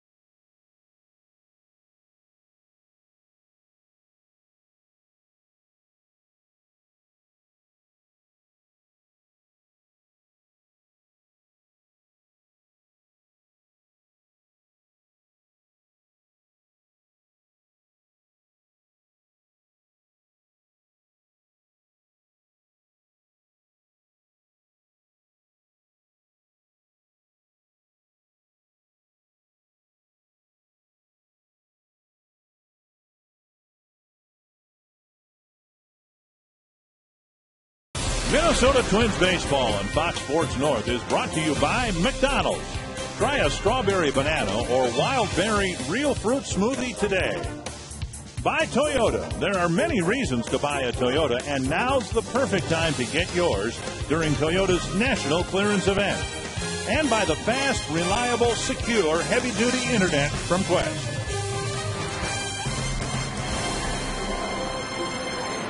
Ben Revere taking his spot out in center field after making his first plate appearance. Looking around saying, yeah, this is kind of fun in the big leagues. Glenn Perkins back in the big leagues. Yeah, Perkins was up from August 11th to the 27th and then optioned back to Rochester. Recalled just a couple days ago.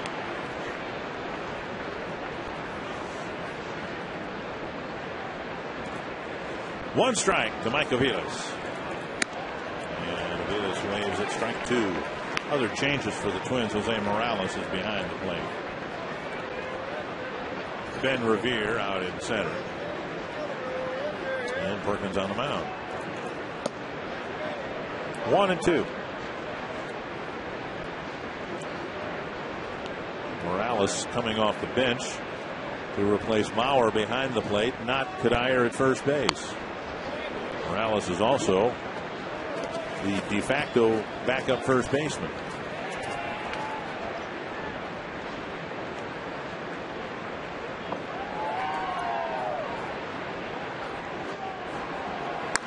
Foul away.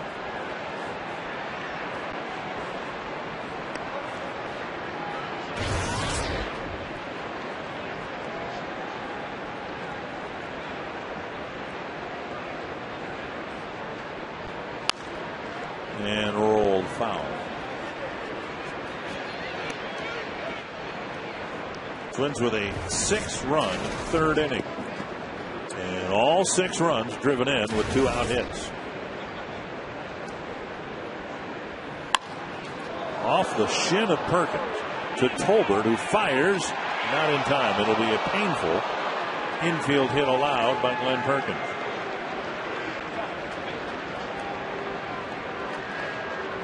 Vilas credited with an infield base hit. Taking it right back up the middle. Looks like he hit the left heel area of Perkins. Good effort by Tolbert. Vilas, infield hit.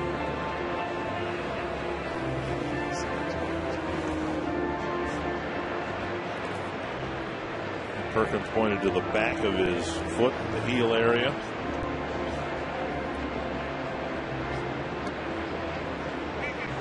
Plate umpire Sam Holbrook finding some humor in all of this. And thankfully Perkins okay.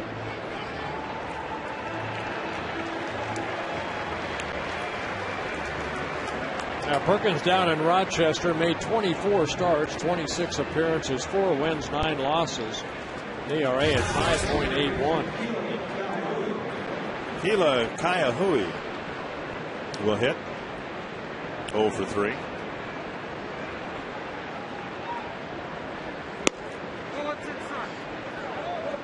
And ball 1.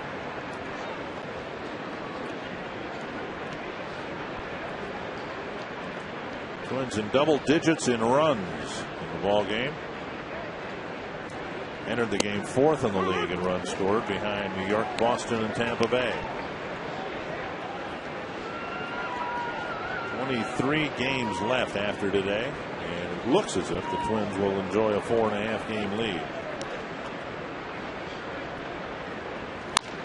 Bouncer Kadire with a nice backhanded pickup.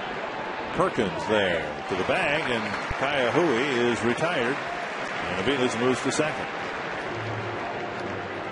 Twins fans know that tickets have been hard to come by this first summer at Target Field. The good news, there is some availability for tomorrow's game against Kansas City and the upcoming series against Oakland and Cleveland.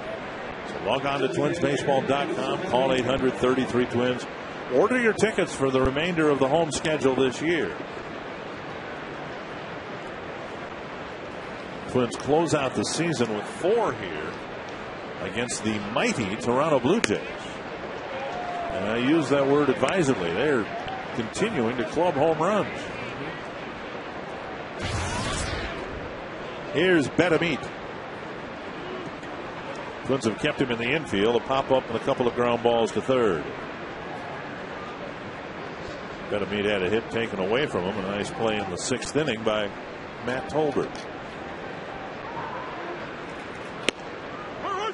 2 strikes. Yeah, it'll be the only time that the Toronto Blue Jays come here to Minnesota. It'll be the last 4 games of the year. And of course the potential's there for them to be critically important games for the Twins, not so for the Blue Jays. And Perkins just reared back and blew 3 of them by Betamit, 2 away. Well, Liriano had 4 strikeouts in his 7 innings of work. Good fastball right there by Perkins, gets his first.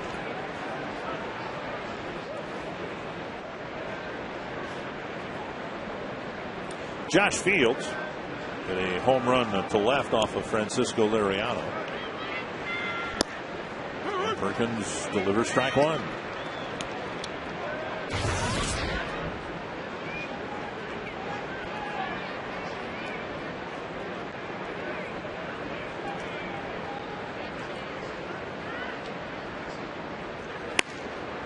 Wow.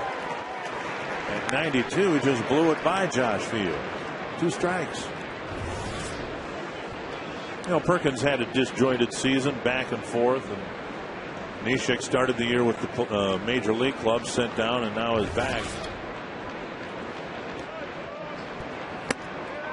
A pretty impressive inning for Glenn Perkins, particularly after Avila's got the infield hit. He struck out the 4 and 5 hitters for the Royals on 6 pitches.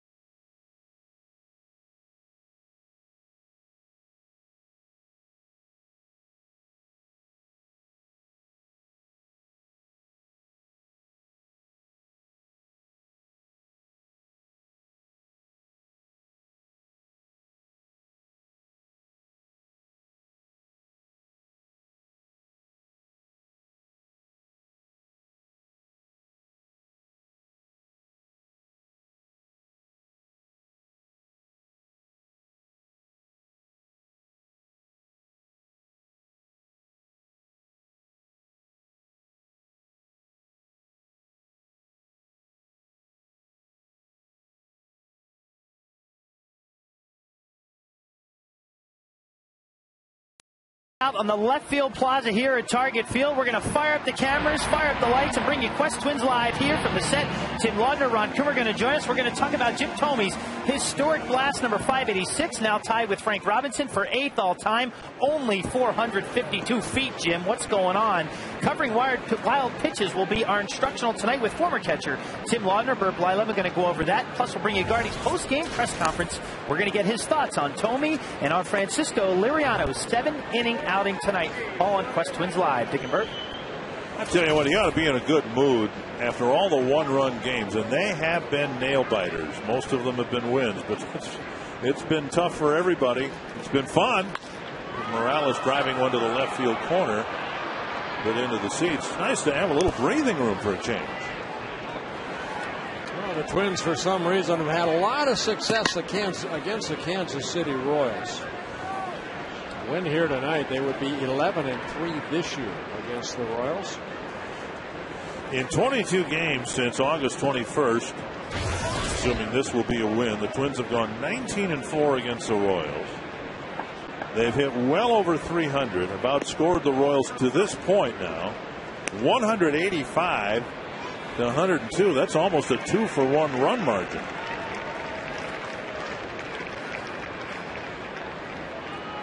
One and two to Morales.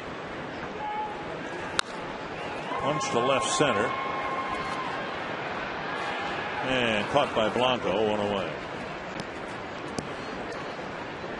8 of 9 games were one-run games, and the Twins with a good record. A little bit under their overall record on the season.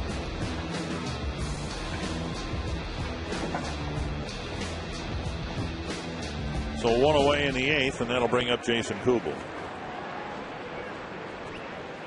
Ball one. Kubel with an RBI single in 4 trips. But that single in the 3rd inning was an awfully big hit. Twins were leading 1-0 at the time. Span was at third base with 2 outs. Kubel singled. And then after that, the Twins went single, walk, single, single, triple, single, and had a 6-run inning. 1 and 2.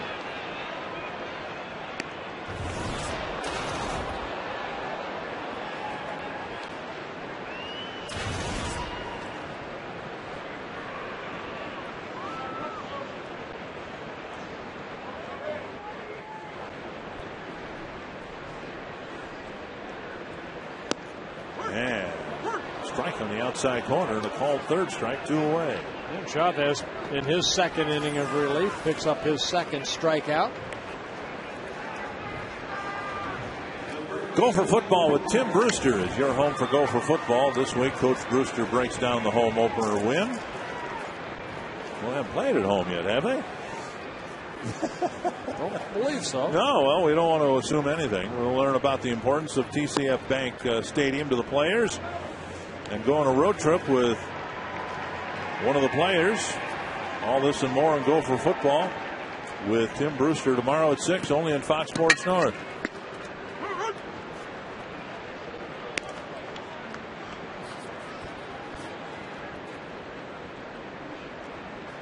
One and 1 to Kadire. Trevor Plouffe on deck, hoping for a chance here in this inning.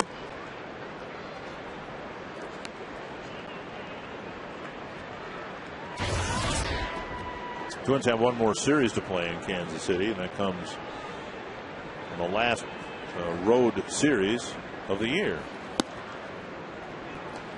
Twins have stops to make in Cleveland and Chicago on the next road trip, and then Detroit and Kansas City on the final road trip.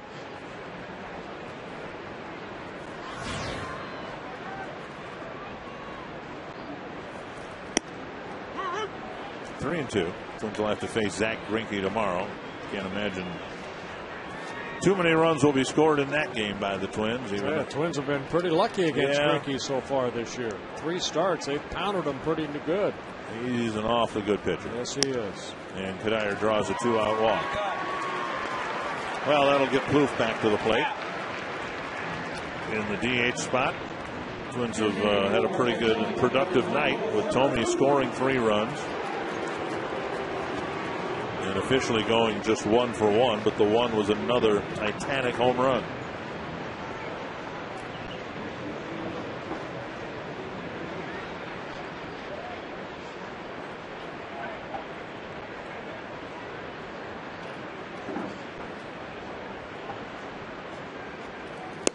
Fastball and strike one.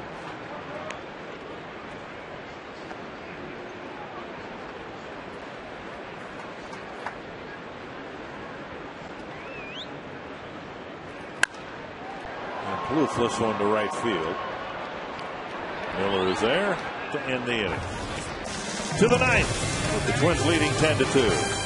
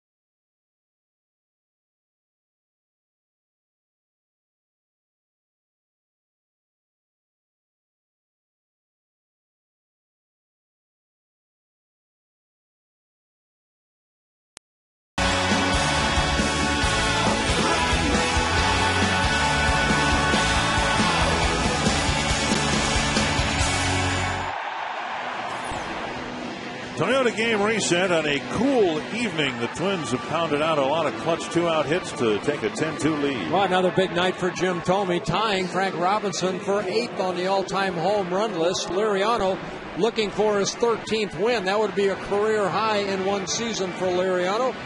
And the Twins gave him plenty of run support with the big runs. Big 6-run bottom of the third inning.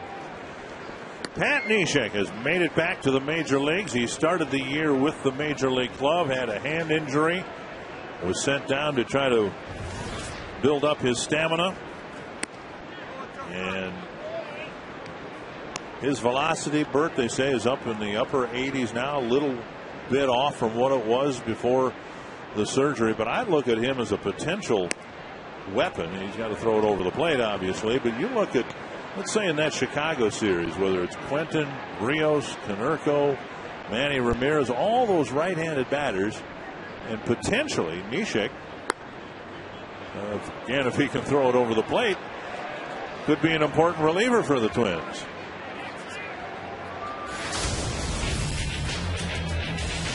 And Francisco Liriano is our Jimmy John's delivery of the game. Yeah, Liriano again looking for his 13th win. Another quality start for Liriano. Only 2 runs allowed. No walks in the ballgame for Liriano with 4 strikeouts.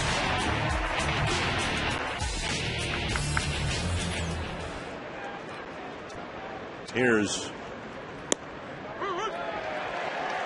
strike one to Lucas May.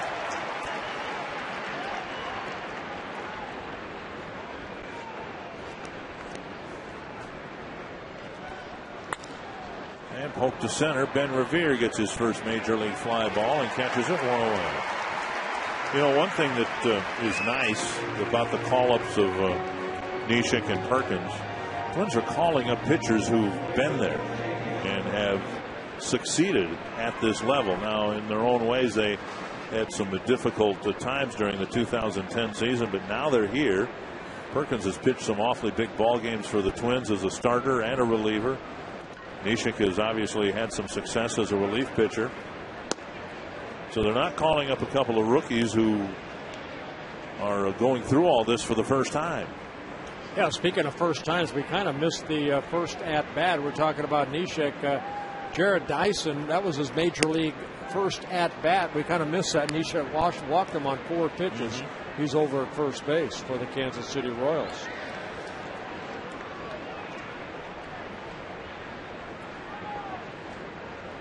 Two and 0 now to Jay Miller.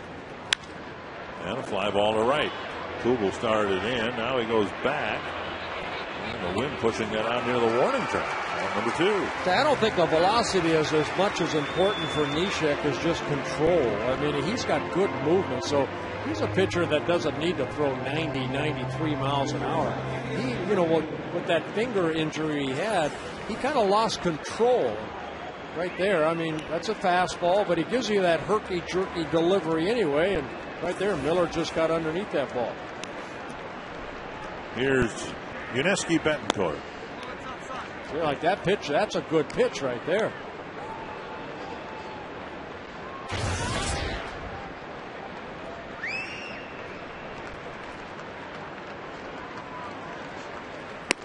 Two and 0.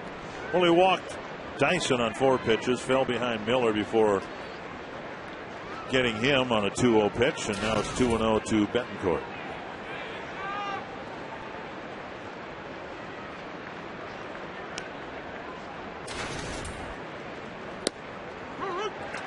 Two and 1. There just took something off that pitch right there. Get it over.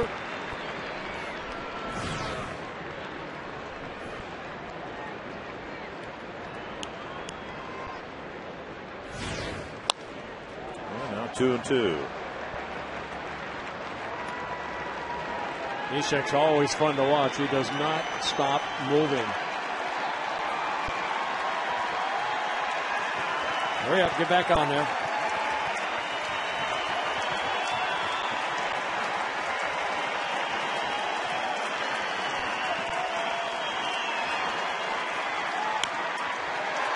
And a tapper foul.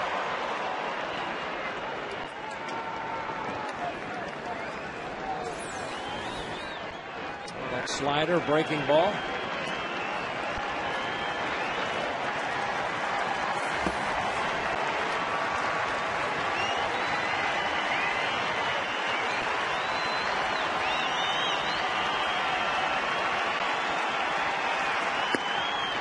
High and tight. And now it's 3 and 2 to the number 9 hitter with Blanco on deck. Now that frisbee just missing inside.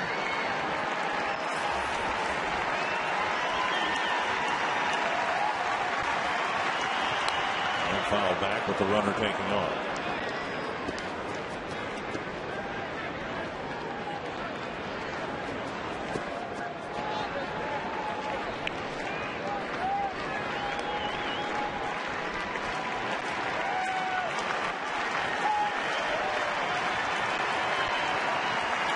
To Yuniesky Betancourt. Another foul.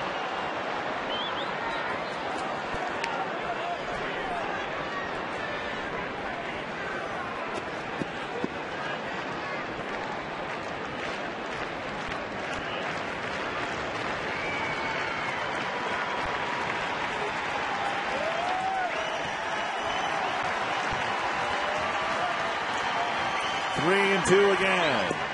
Just inside, second walk of the inning. Neshek walked the leadoff man. Now he walked Betancourt, and going to get Blanco to the plate. Again, that breaking ball just missing inside. Blanco's 0 for 4. A couple of line drives to center field.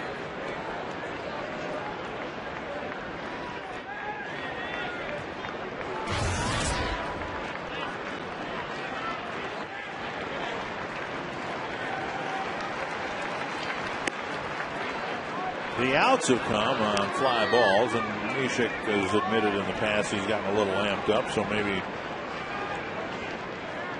he can be excused for being a little jittery out there tonight. You know, he had the Tommy John surgery in late of 08, missed all of the 2009 season, last season. Generally, when he was effective with the Twins, he got a lot of ground ball outs and got a lot of sink on the ball, like that last fastball clocked at 86. 1-1. Now he left one up and he got whacked to right field. Dyson around third. He's going to score. The throw coming to second base, and the Royals get a run on the ninth against Neshek.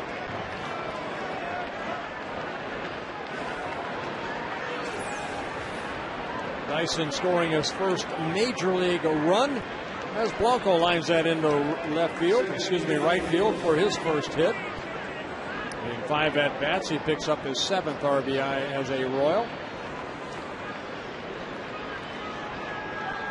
Here's Aviles. Side ball one. 22 pitches already for Neshek, and here comes Hudson.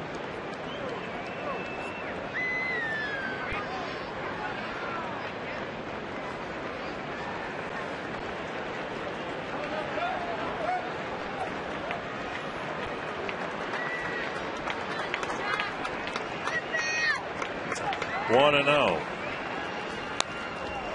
Aviles with a big swing with the runner Blanco taking off for second. 1-1.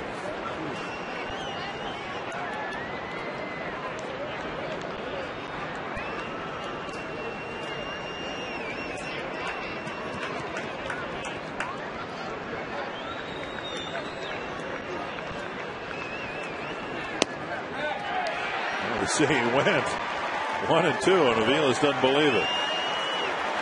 Looked from up here like he checked his swing, but Sam Holbrook said he went too far. The home plate umpire.